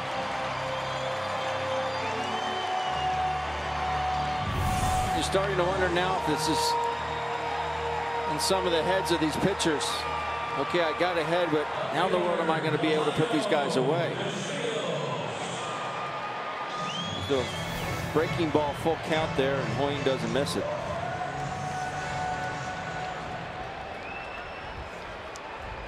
Nine to nothing, Rangers. 13 hits with nobody out here in the 5th inning. That'll bring up the lineup to Shields. He's 2 for 2 today. 2 singles, scored a run.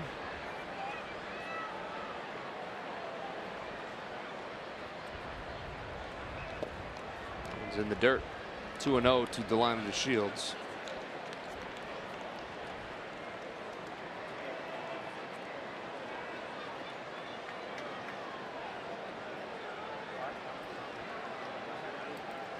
Garcia from the stretch. The 2-0 pitch, ground ball back up the middle. It's another base hit for Delino to Shields. He's 3 for 3.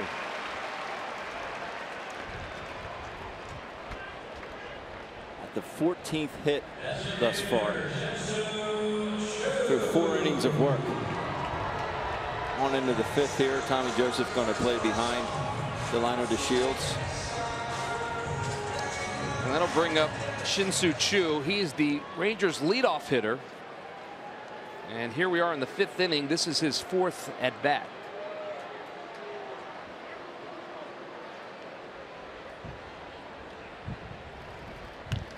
And he's first pitch swinging, and he fouls that one out of play. It's 0-1.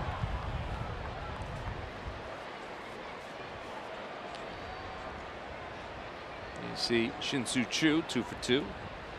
3 RBIs. Also scored a run tonight. And that's a ground ball back up the middle and out of the reach of Freddie Galvis. And the runners will move up. Shin-Soo Choo with his 3rd hit of the evening. Runners at 1st and 2nd. Still nobody out here in the 5th.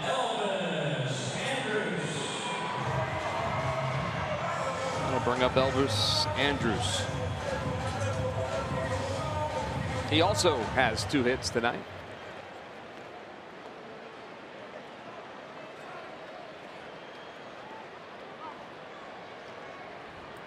Right now, Mike Napoli, the only one without a hit in the Rangers lineup, although he does have 2 walks.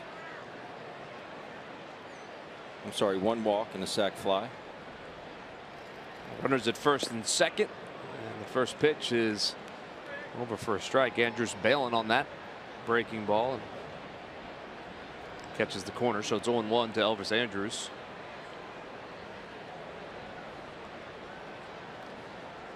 The Phillies could use one of those double plays right about now, and they might have it. Freddie Galvis over to Hernandez and over to 1st, and they got it.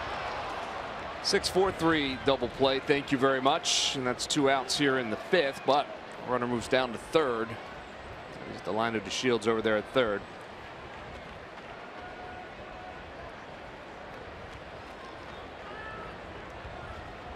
Los Angeles very slow to get off the field. I'm thinking maybe he's thinking I beat this. Tom Hallion waiting a second. Apparently he was out. Yeah, I thought he got him by a half a step. That seems to be what everyone else thinks at this point. So Nomar Mazara steps back into the home plate. 1 for 2. He doubled in his last at bat, scored a run. The Shields is down at 3rd.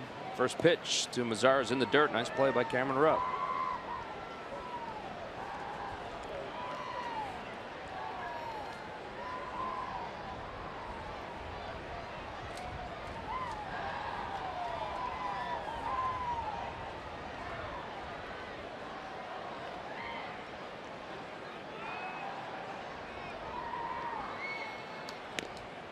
Outside for a ball. It's 2-0.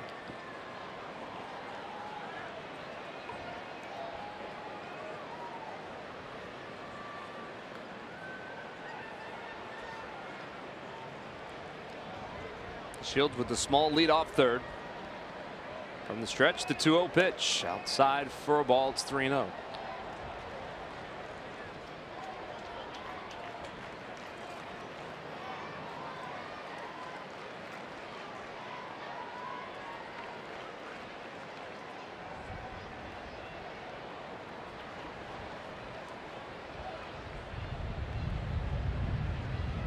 Garcia has his sign. 3-0 pitch. Over for a strike. It's 3-1.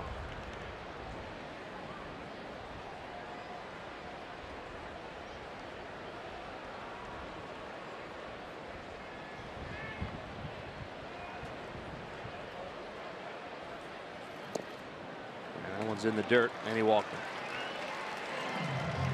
So another base runner for the Rangers, first and third now with 2 outs. That'll bring up Jonathan Lucroy. He doubled back in the third and scored a run.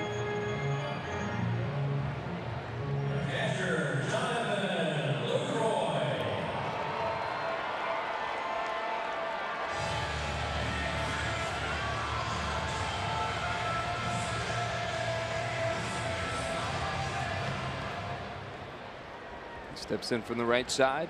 Batting .276 this season is Lucroy. Runners on the corners. First pitch. Over for a strike.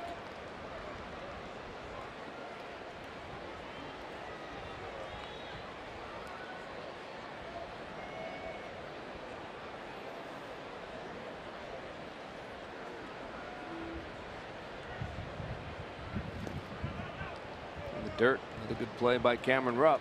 He's getting a workout behind the plate. The count is even at 1-1. 2 outs here in the bottom of the 5th. Rangers have scored in every inning so far. They lead it 9-0.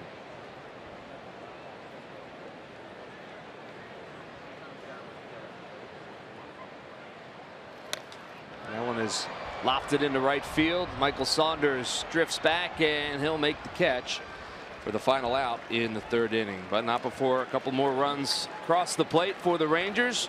We head to the 6th. They're leading it 9-0.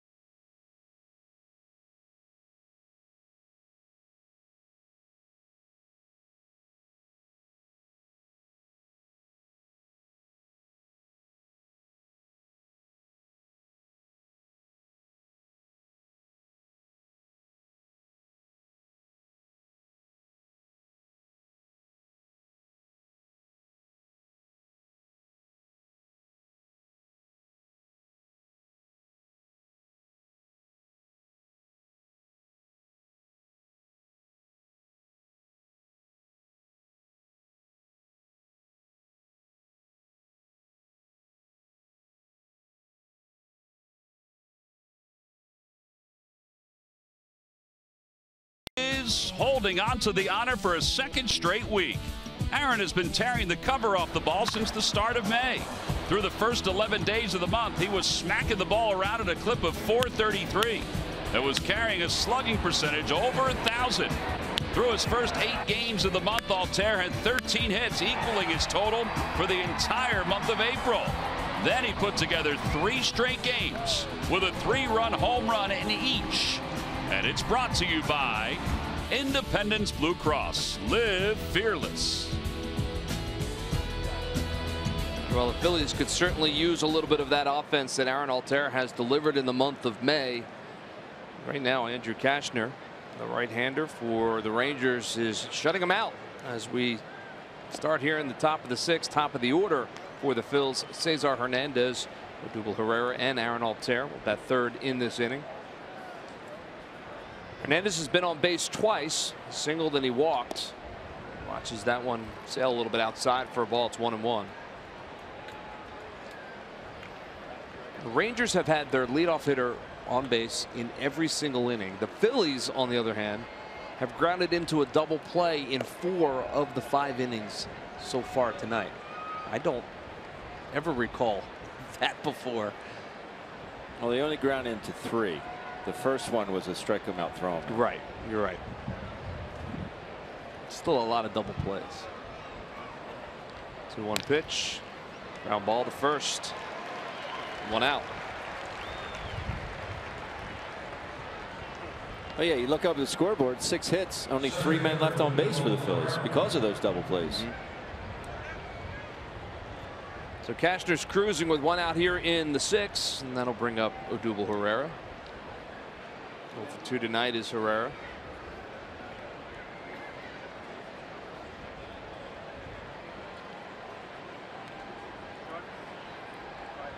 From the windup, Cashner sends that one a line drive by Herrera. Center field going back. What a night Hoying is having as he reaches up and makes the catch. He had his first major league home run in his last at bat. He's also got a single and a double. He makes a nice catch on the line drive by Odubel Herrera right there. The Rangers very high on his defensive skills. They really don't know how much he's going to hit. Well, he's got 3 hits tonight, including that home run you were talking about, Murph. But this is a heck of a play. The ball scolded by Odubel Herrera. Just reaches up. He's a big guy out there in center, and he can really move. Like you said, they are very high on his defense. I think he can certainly play at this level in center field. If he can hit like he hit tonight, look out. Aaron Altair has been hitting of late. He's 1 for 2 tonight, and he grounds that one right back to Andrew Cashner. And doesn't get any easier than that in terms of an inning for a pitcher. Cashner is through 6, and he's got a 9-0 lead.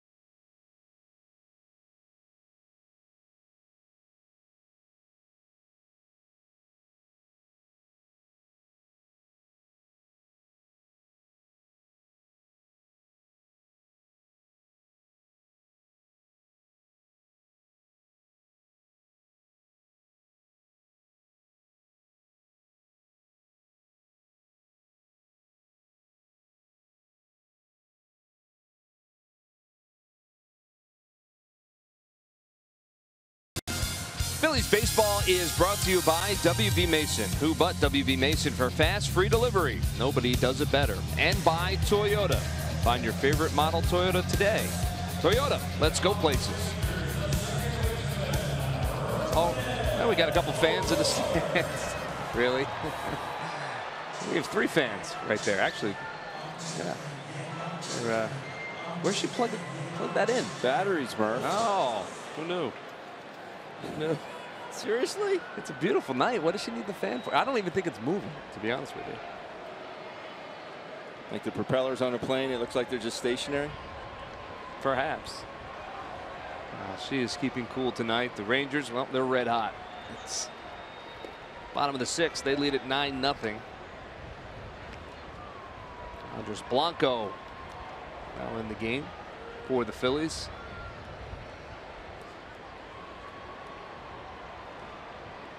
Freddie Galvis stretches out there over at shortstop. The shift is on right now for Rougned Odor, and pitch to Odor is over the outside corner for a strike. It's 1-1.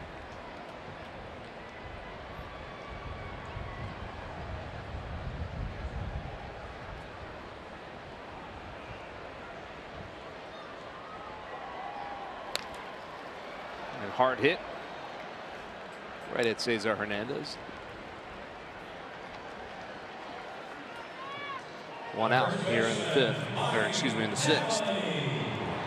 That'll bring up Mike Napoli, who, as you mentioned, Ben, is the only Ranger starter who does not have a base hit tonight.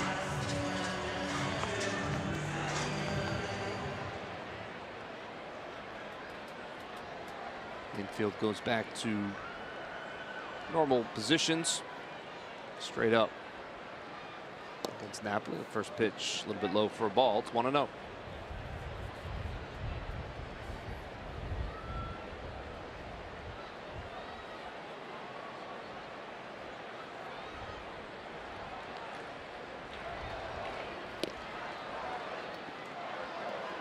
Two 2-0 now to Napoli. He walked in his first at bat back in the first inning.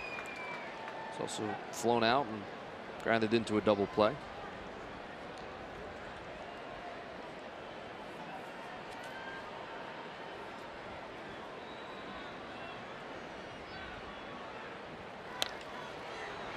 Pops it up. It'll stay in the infield. Cesar Hernandez will call off Tommy Joseph. And that's 2 outs. Well, time now for our Jeep Stump the Fans trivia answer. Our question tonight, Ben: what 2 catchers hold the record for most consecutive All-Star game starts? I will remind you that I guaranteed that you would get this right. Well, I think I have it right, and one is Pudge Rodriguez, obviously for the Texas Rangers. That's right. Detroit Marlins, whoever else he may play for it, and Johnny Bench. Johnny Bench is correct, as that one has popped up in the infield as well. Maikel Franco will park himself underneath it and make the catch. I found that to be one of the easier ones this year. Well. So the production cavity, I appreciate it. 9 straight years those guys went to the All-Star game as catchers. We'll be right back.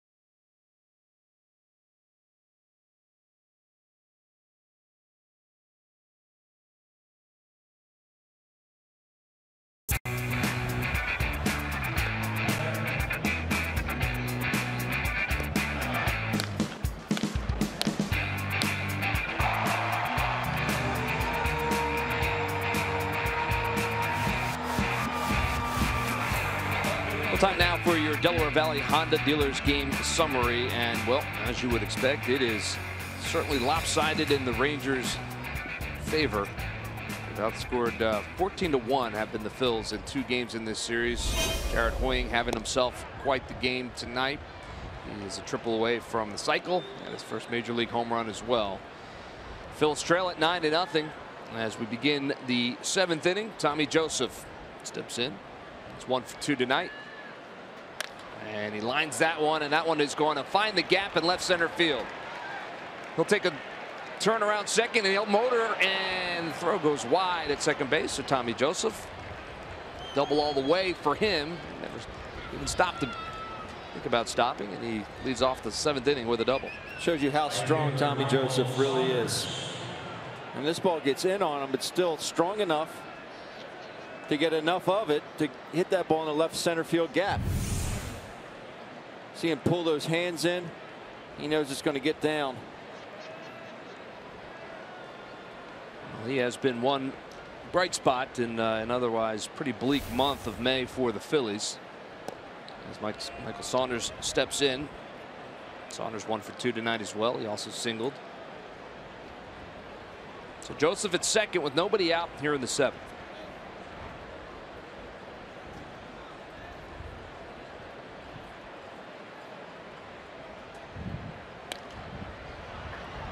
How's that one out of play? It's 1-1.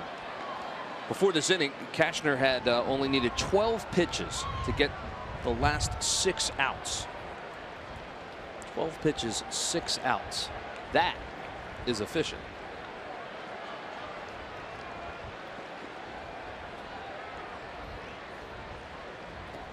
Pitch to Saunders in the dirt. 2-1 now to Michael Saunders.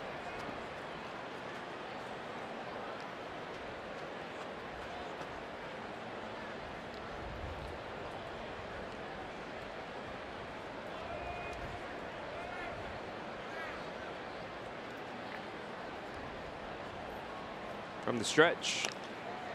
Fouled off the front of the Rangers dugout. It's 2-2 to Michael Saunders. Maikel Franco waits on deck for the Phillies.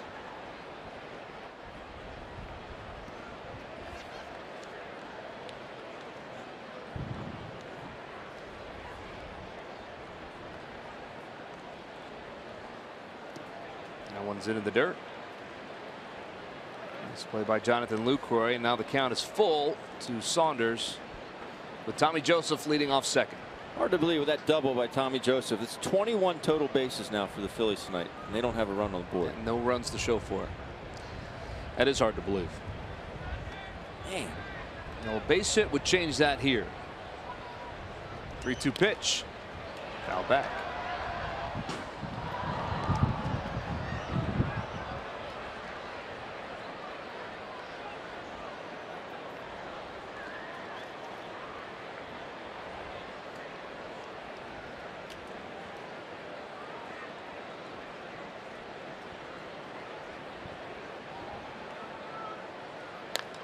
That one is swung on and hit well. Right field going back on it. And at the track and at the wall, and that ball is gone. So a 2-run shot for Michael Saunders. And the Phils finally get on the board. They cut into this Rangers lead. It is now 9-2. And that was a nice swing of the bat by Michael Saunders. Goes down and gets it and gots it on out of here. With that home run, Tony Tarantino from Bridgeport, Pennsylvania, you've just won $300 courtesy of the McDonald's home run jackpot. Way to go, Tony. Really good swing here by Michael. It's a changeup up in the middle. Gets it on out of here. And you said before the ball game, Murph, not great numbers against Cashner, nope. But single and a 2-run homer changed those numbers around. Came into the game against Cashner 0 for 6 with 5 strikeouts, but he's got the 2 hits tonight, including the 2-run shot, his 4th home run of the season.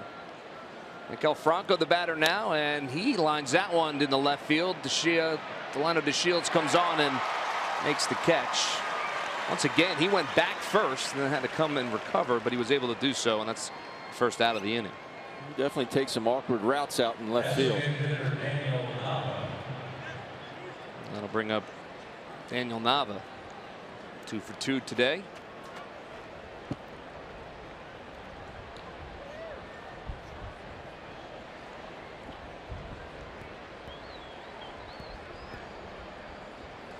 So the Rangers will start to get some action in their bullpen. Barnett begins to warm up for them. Nava takes that first pitch on the outside corner for a strike.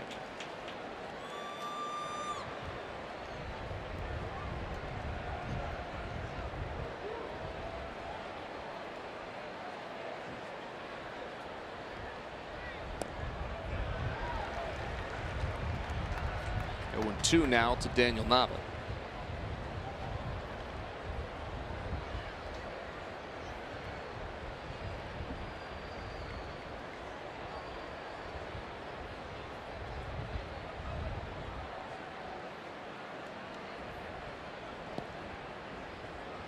In the dirt. It's 1-2 now to Nava. Cameron Rupp is on deck.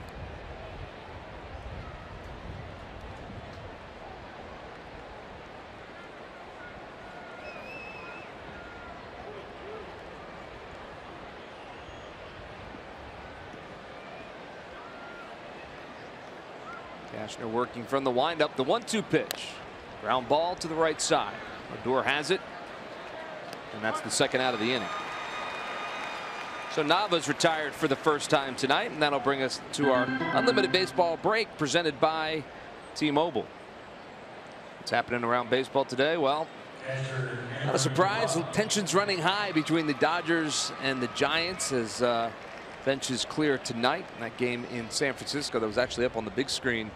We were watching it here in Texas. And some news about the next opponent for the Phils. Gregory Polanco is headed to the disabled list for the Pittsburgh Pirates. He's got a strained hamstring, and so the Phillies will not see Polanco when they leave Texas and head to Pittsburgh to finish off this road trip. Cameron Rupp steps in. He's 0 for 2 tonight. Sent one to the warning track in right field his last at bat. 1 pitch. A little bit low. It's 1-1. Did you see the brawl? It wasn't really a brawl. Did you see the benches clear? I did not.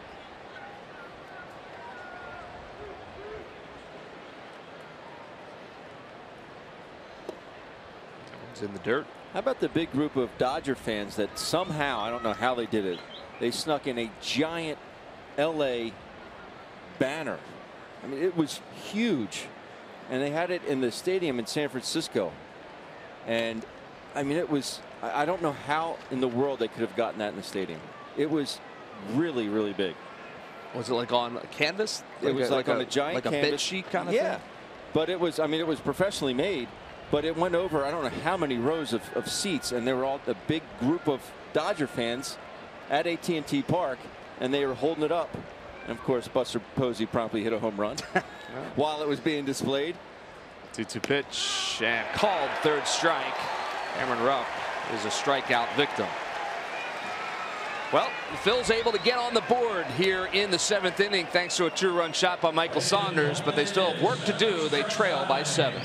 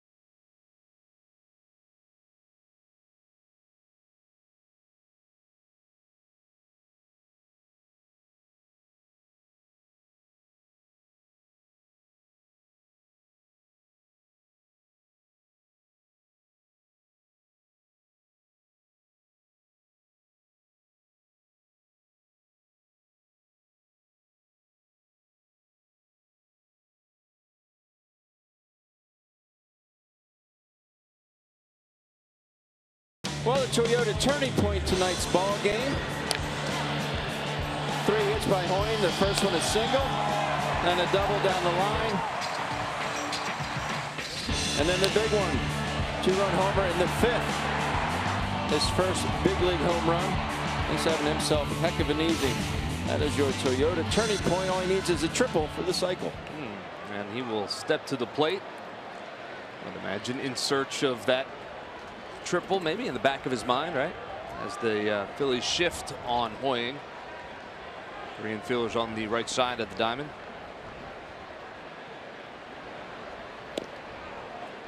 First pitch is over for a strike. It's 0-1.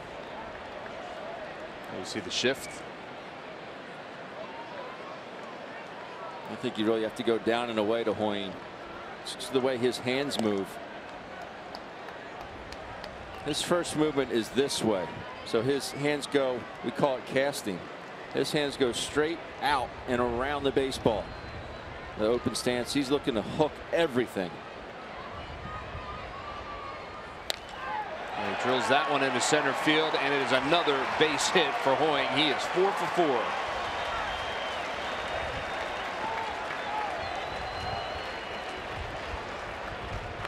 My oh my.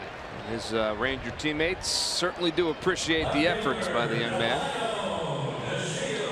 That'll bring up Delino DeShields, who's also having himself a pretty good night offensively. He's 3 for 3.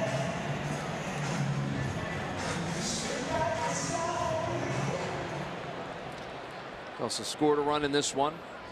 So Hoying will get his lead off first.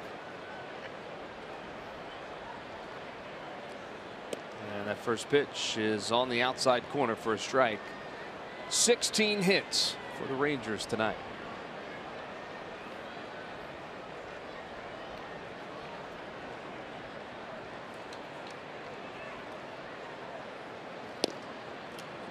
Inside for a ball, 1-1.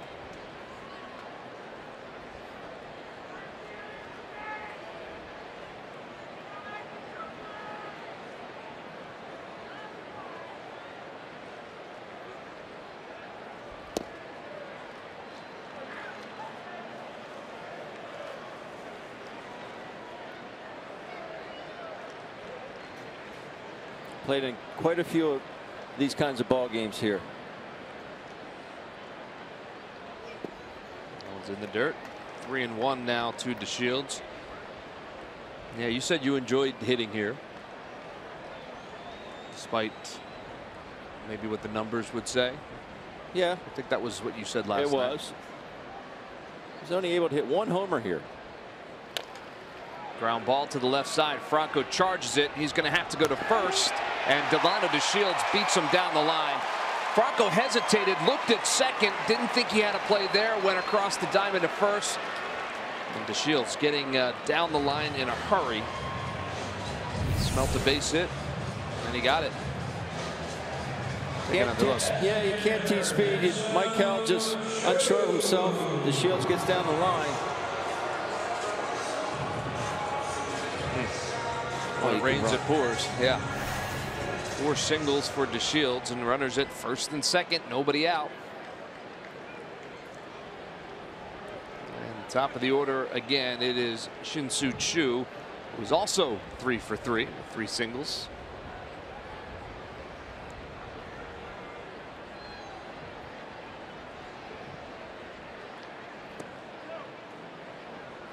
I don't know why I have a picture of the scorecard on my phone. April 12th, 2003.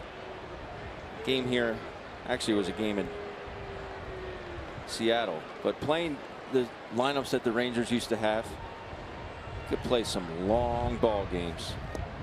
From that lineup, Doug Glanville, Carl Everett, Alex Rodriguez, Rafael Palmeiro, Juan Gonzalez, Hank Blaylock, Mark Teixeira. Yeah, Mark Teixeira in the 7-hole, Michael Young in the 8-hole. Wow. And Einar Diaz in the 9-hole. I mean, it was some long ball games because they could put up some runs. Well, fast forward to 2017, they're doing the same thing. Hardy ball to Tommy Joseph. He throws the second for 1, back to first, and double play. Nice play by Tommy Joseph. 3-6-3 goes the double play put out. That was beautiful. Yeah. Hoying moves up to third, but again, got a lot of double plays in this game. The Phils have turned a couple themselves. That will help out Luis Garcia. No hesitation whatsoever by Tommy Joseph, and a good strong throw. Fired it. Andres Blanco at shortstop in the relay. Very rarely do you see that 3-6-3 double play. So that'll bring up Elvis Andrus, who's 2 for 4, with a runner on third base and 2 out. Here in the 7th. He misses, so it's 1-0 to Andrus. Where were you in that lineup? That was one of those days when the manager asked you, you know who's sitting in front of you today? And you say, who's that, Skipper? And he says, everybody. I was hitting ninth. Our lineup went Ichiro, Wynn, Randy Wynn, Brett Boone, John Olerud, Mike Cameron, Mark McLemore, who I got to see yesterday, Carlos Guillen, Jeff Cirillo, and then myself. Pretty good lineup, too. Yeah. 1 through 8. Touche. 2-0 pitch. Is fouled off the foot at the plate. So 2-1 now to Elvis Andrews. I'm just kidding, partner.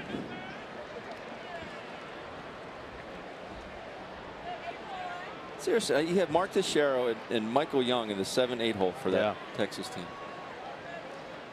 That is potent. You have the man who's the all-time leader in hits, Michael Young. Something. 2 outs.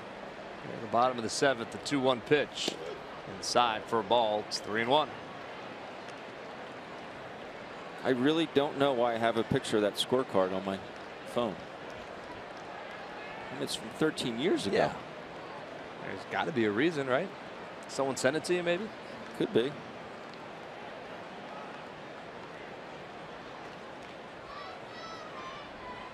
Three-one pitch. Swung on. Hit high into left field, but not deep. Aaron Altair is underneath it, and he makes the catch. That is the final out of the 7th inning. So Luis Garcia works himself out of some trouble there. And we'll head to the 8th. 9-2 Rangers.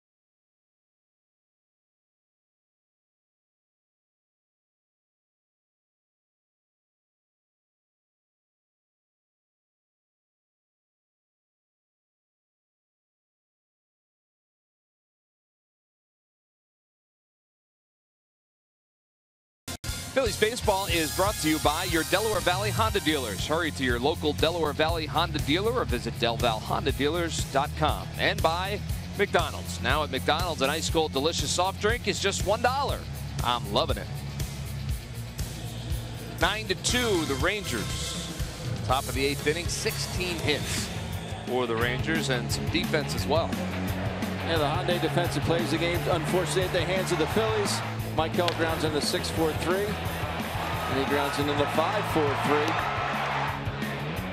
And lastly, the 6-3 off the bat of Freddie Galvis. Freddie not too happy about it. There are your Hyundai defensive plays of the game, brought to you by your local Hyundai dealers. And it has been a big part of this game, but obviously the Rangers offense an even bigger part as the Phillies were grounding into double plays. The Rangers were getting base hit after base hit with runners in scoring position. So Andrew Cashner's night is done. Tony Barnett, the new pitcher for the Rangers, appearing in his 15th game with an ERA of 5.14. First one to face him will be Andres Blanco, who is in for Freddie Galvis in this one.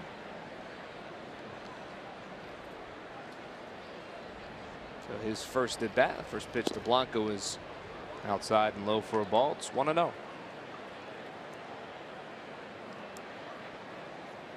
I assume Galvis is just getting off his feet at this point.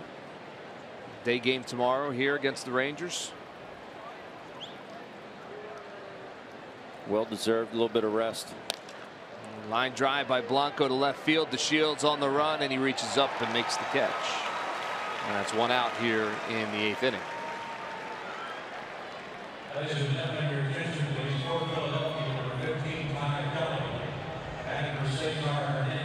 So Ty Kelly now will be the batter as he will replace Cesar Hernandez. Come in and pinch hit for Cesar Hernandez and take over for him. Hernandez was 1 for 2 on the night with a walk as well. Hector Neris starts to get loose in the Phillies bullpen.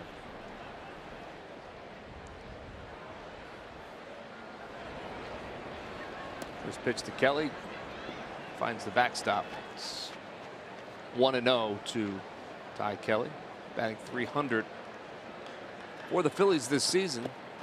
Hasn't had a whole lot of action, but he's been effective in the short amount of time that he's been up with the Phils.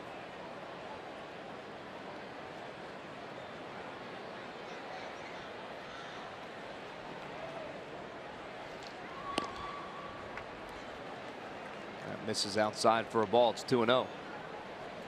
Barnett's got a kind of a funky delivery, doesn't he? Kind of hangs up there with his leg in the air. Almost like a Tanaka delivery with the Yankees. That one finds the outside corner for a strike. It's 2-1.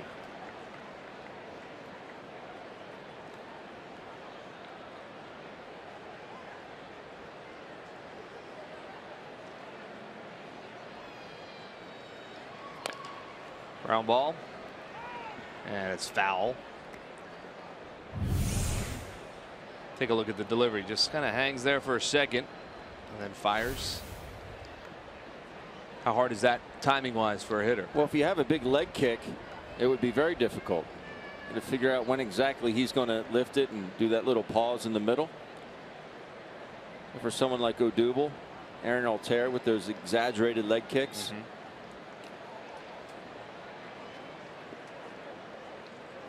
Well, the count is even 2-2 to Ty Kelly. One out here in the 8th. 2-2 pitch. Foul ball will do it again.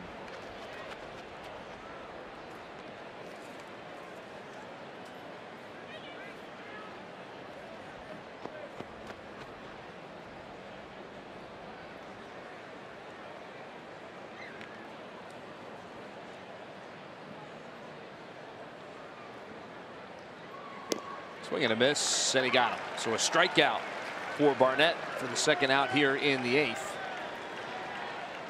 And that'll bring up Odubel Herrera.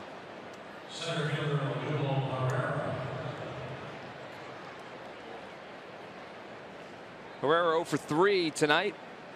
Strikeout, fly out, line out. Line out back in the 6th in his last at bat.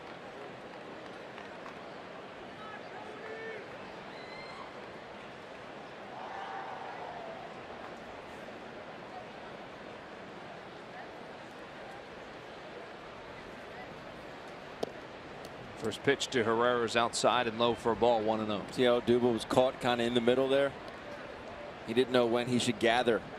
When I say gather, I mean take that exaggerated leg kick, gather your hands, you gather your stride, and then put it back down.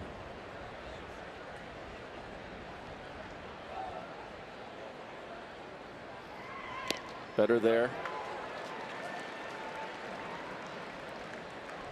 Swings through that, so it's 1-1 now to Odubel Herrera. How quickly can you start to time a guy like that? It's not as if he's varying it each time. Right. I mean, he seems to hang for the. So, you know, when you're in the on deck circle, yes, I imagine you're trying to time it at that point, right? Exactly. And he's pretty consistent with his time, so it would be a bit easier. Still, it's so different from what you're accustomed to. Yeah. And that's a slow roller to the right side. And the third out of the inning.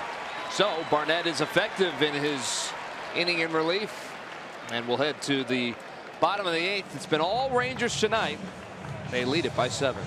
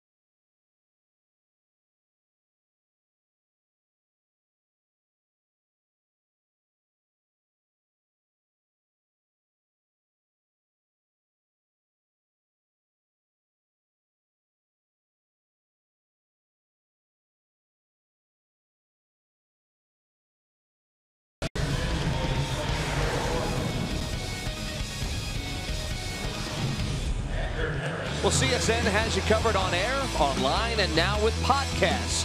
What's ahead for Eagles top pick Derek Barnett, Derek Gunn, and Barrett Brooks break it down on a new Quick Slants podcast.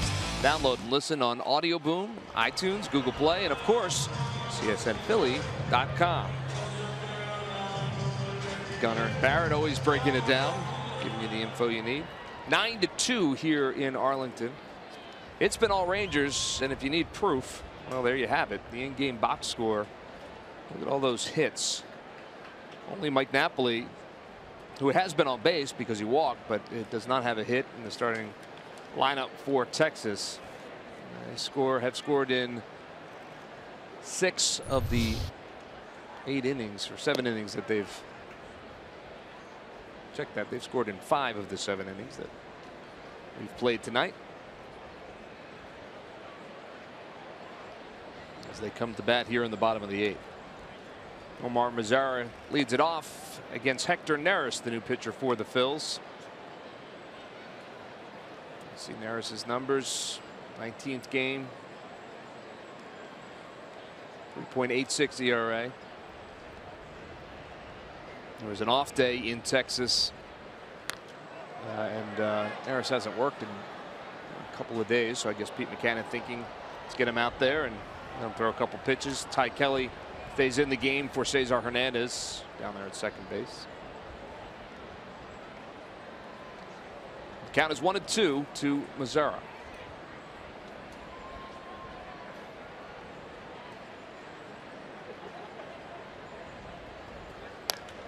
Hard hit ground ball, but right at Tommy Joseph. Goes down to one knee to make the play. And unassisted for the first outs. 1 out here in the 8th. Well, every time the Phillies retire the opposing team 1, 2, 3, Comcast will make a contribution to Phillies charities. Phillies baseball is brought to you by Xfinity. Xfinity X1 will change the way you experience TV. Now, it hasn't happened often, but it did happen once tonight. Back in the 6th inning, Luis Garcia got Rangers offense 1, 2, 3. Jonathan Lucroy will step to the plate. 1 for 3 tonight. Double and a run scored.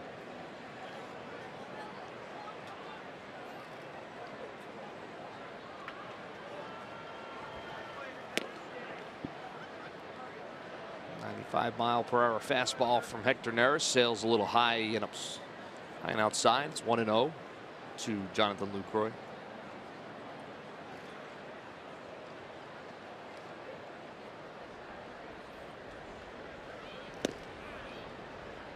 Over for a strike. It's 1-1.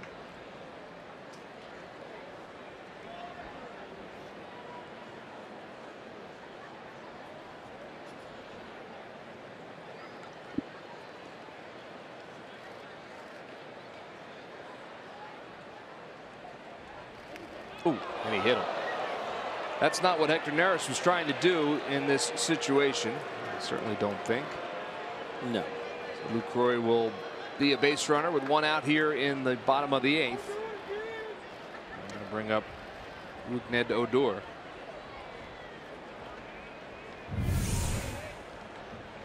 Rupper's set up inside. It just gets away. I think there's a whole lot that Lucroy could do to get out of the way of that one. Oof. That one hurts. Yeah. Lucroy, really one of the only players seemingly in the league that doesn't wear an arm guard. Anthony Rizzo does not from the Cubs. Seems like everybody does.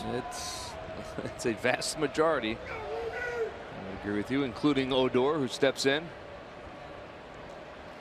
And he turns on that one and pulls it foul down the right field line.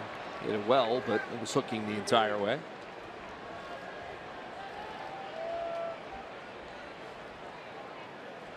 Austin Biebens-Dirks starting to get loose for the Rangers. If he gets in the ball game, he will be making his major league debut. Pitch is outside for a ball. It's 1-1 now to Rougned Odor.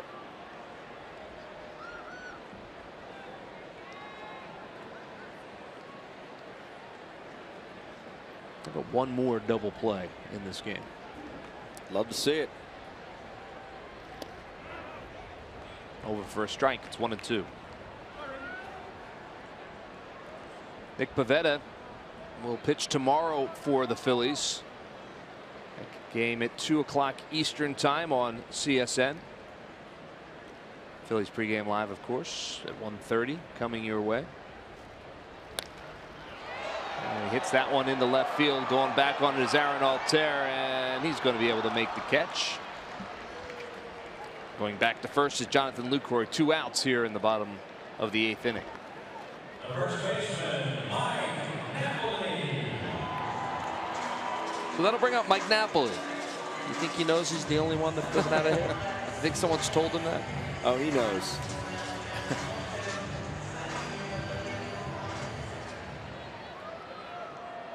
He's got one more chance at it with 2 outs here in the bottom of the 8th.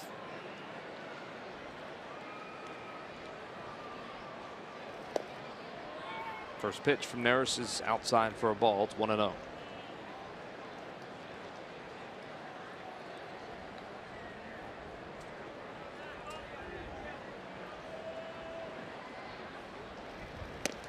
Big swing and a miss. 1-1 now to Mike Napoli. He wasn't just going for a single there. I don't think so. I think he was trying to duplicate what he did in the 8th inning last night, which was a 2-run shot to straightaway center field. In the dirt.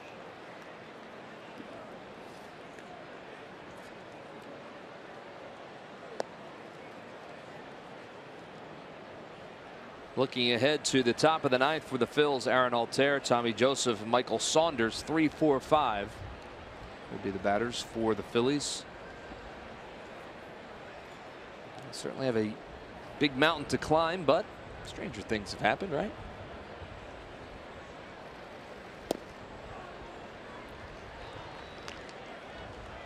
I wouldn't be surprised to see maybe Brock Stassi pinch hit. Even Andrew Knapp. Andrew Knapp most likely will play tomorrow. Yeah, I would think so. Yeah. Maybe get him at bat here. He's had a couple days off. Another big swing by Napoli, and he swings through it. The count is full now to Mike Napoli here in the bottom of the 8th.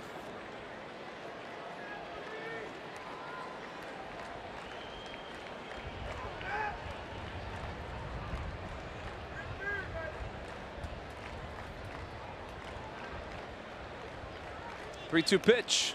Bounce straight back. We'll do it again.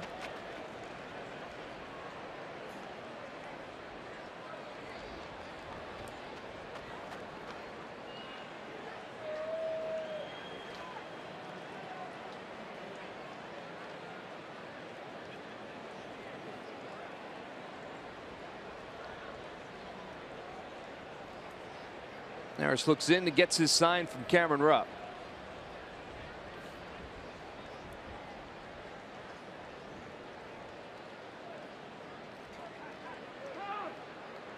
Time is called.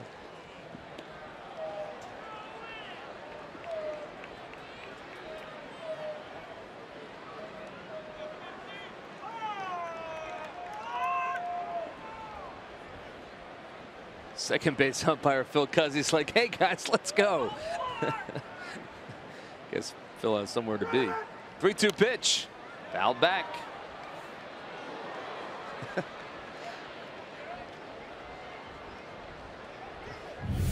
Take another look. He's like, okay, come on, guys. Come on, let's go. That's a veteran umpire doing that. That's the truth. 3-2 pitch. In the dirt, and he walked him.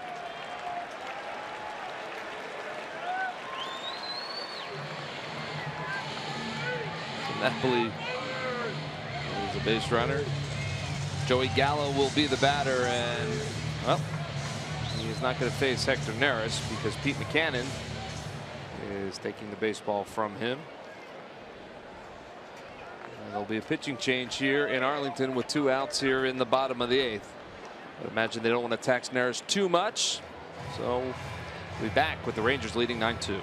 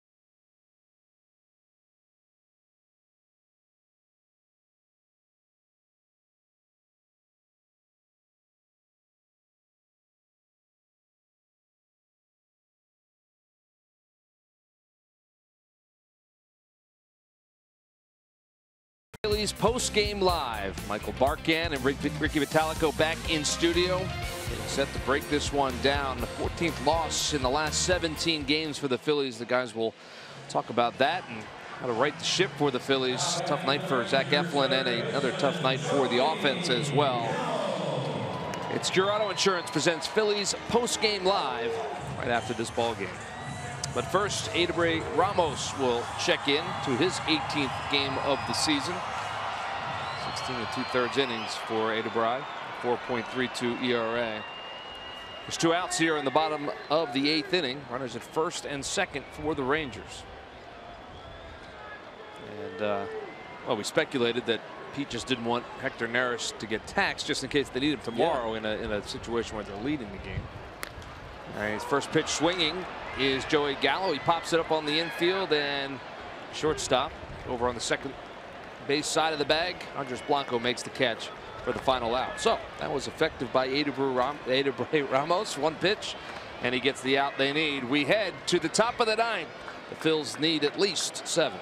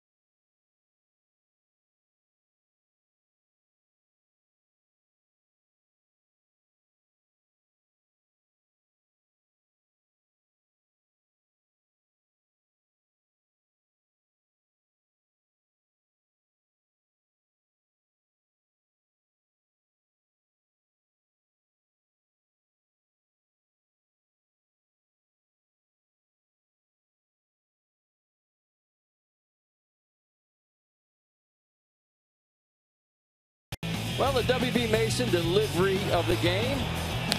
Hoyne, the Rangers center fielder, a 2-run blast to right field at his first big league home run of his professional, of his big league career, I should say. 4 hits tonight, 3 singles, 2 singles and a double and a homer. That is your W.B. Mason delivery of the game. And there you see it. 9-2 is the score as we head to the top of the 9th. Rangers 16 hits in this one. And new shortstop for the Rangers is Pete Kozma. Checks into the game for Elvis Andrews. And there's a new pitcher as well. His name is Austin Biebens-Dirks, right-hander. He's been a long-time minor leaguer. How about this? 318 games in the minor leagues. He has a record of 61-52 in the minor leagues. And at age 32, he is just about to make his major league debut. He has waited a long time for this moment. And the first to face him will be Aaron Altair, Phillies number 3 hitter. He's 1 for 3 tonight. And Altair takes that first pitch over for a strike. And his major league career has begun. Give him credit for sticking with it for all those years. 318 games as a pitcher. Oh, and well, he hits Aaron Altair, so Altair will head down to first base. There's no way that's retaliation, no. Is it? No. It's just a young 32-year-old with a little bit of nerves in his major league debut. You would think. So Phils have a base runner, and Tommy Joseph will step to the plate.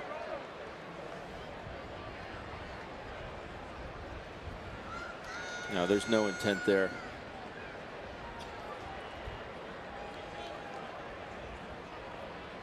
I'll get to keep that ball nonetheless.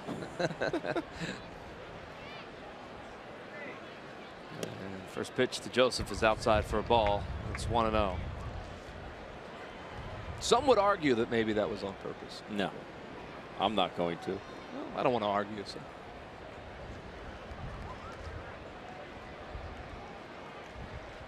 On a pitch to Joseph. I have the outside corner for a strike. I have not a clue why Mike Napoli is holding Aaron Altherr on first base. Not a clue. Well, Tommy Joseph will take it if it's a ball to the right side.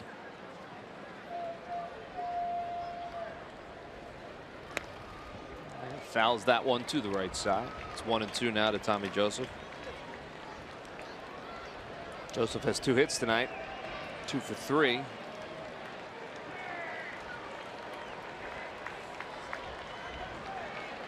Average up to 266 now for Tommy Joseph. Yeah. Love to see that.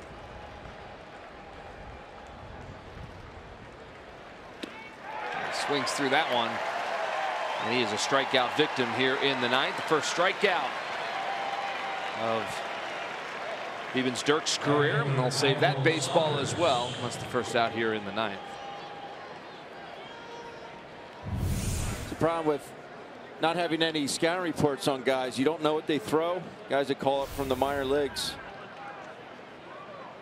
A lot of authenticating going on right now, Greg. Yes. Yes, it is. Put a little barcode sticker on that one.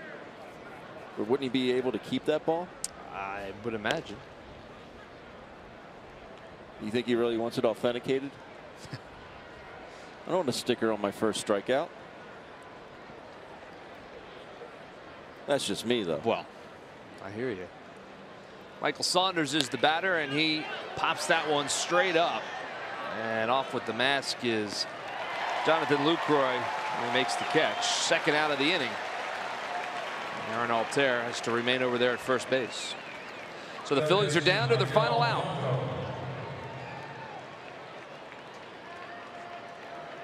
That'll bring up Maikel Franco.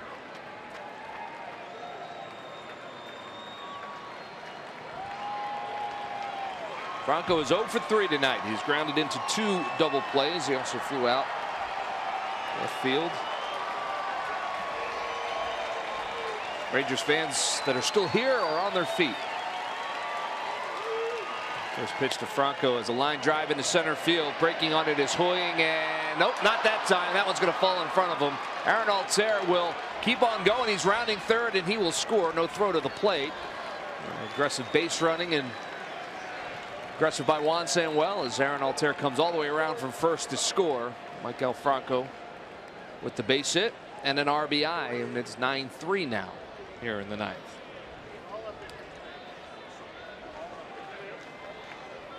He's going to go down as an RBI single there. Maikel will take it for sure. And now Napoli plays behind Franco. I still don't want to hold Aaron Altherr on. But with Aaron running and with his wheels, it's a beautiful thing right there. You get a single and get an RBI. Get an RBI. With a man on first base. 2 outs in the 9th. Well, Daniel Nava's 2 for 3 tonight. Will step in from the left side. He takes that first pitch outside for a ball. It's 1-0.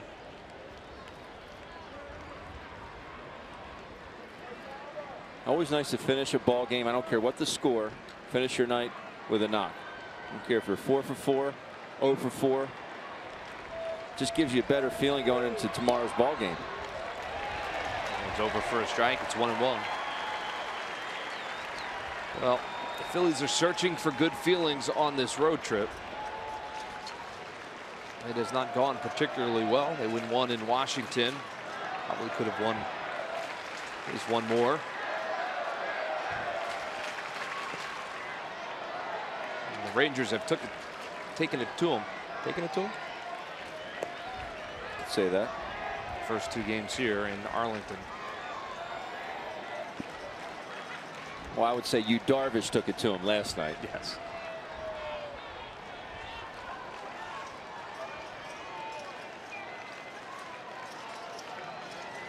Two-one pitch to Nava. 2-2.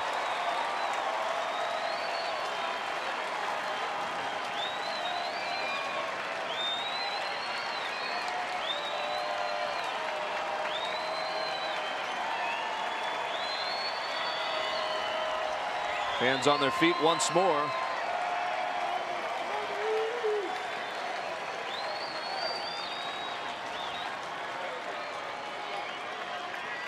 2-2 pitch. Line drive right at the first baseman, Mike Napoli, and that will end the ball game. Nava hit it on the nose, but for the second time tonight, Napoli was in the right spot at the right time, and that'll do it for this one.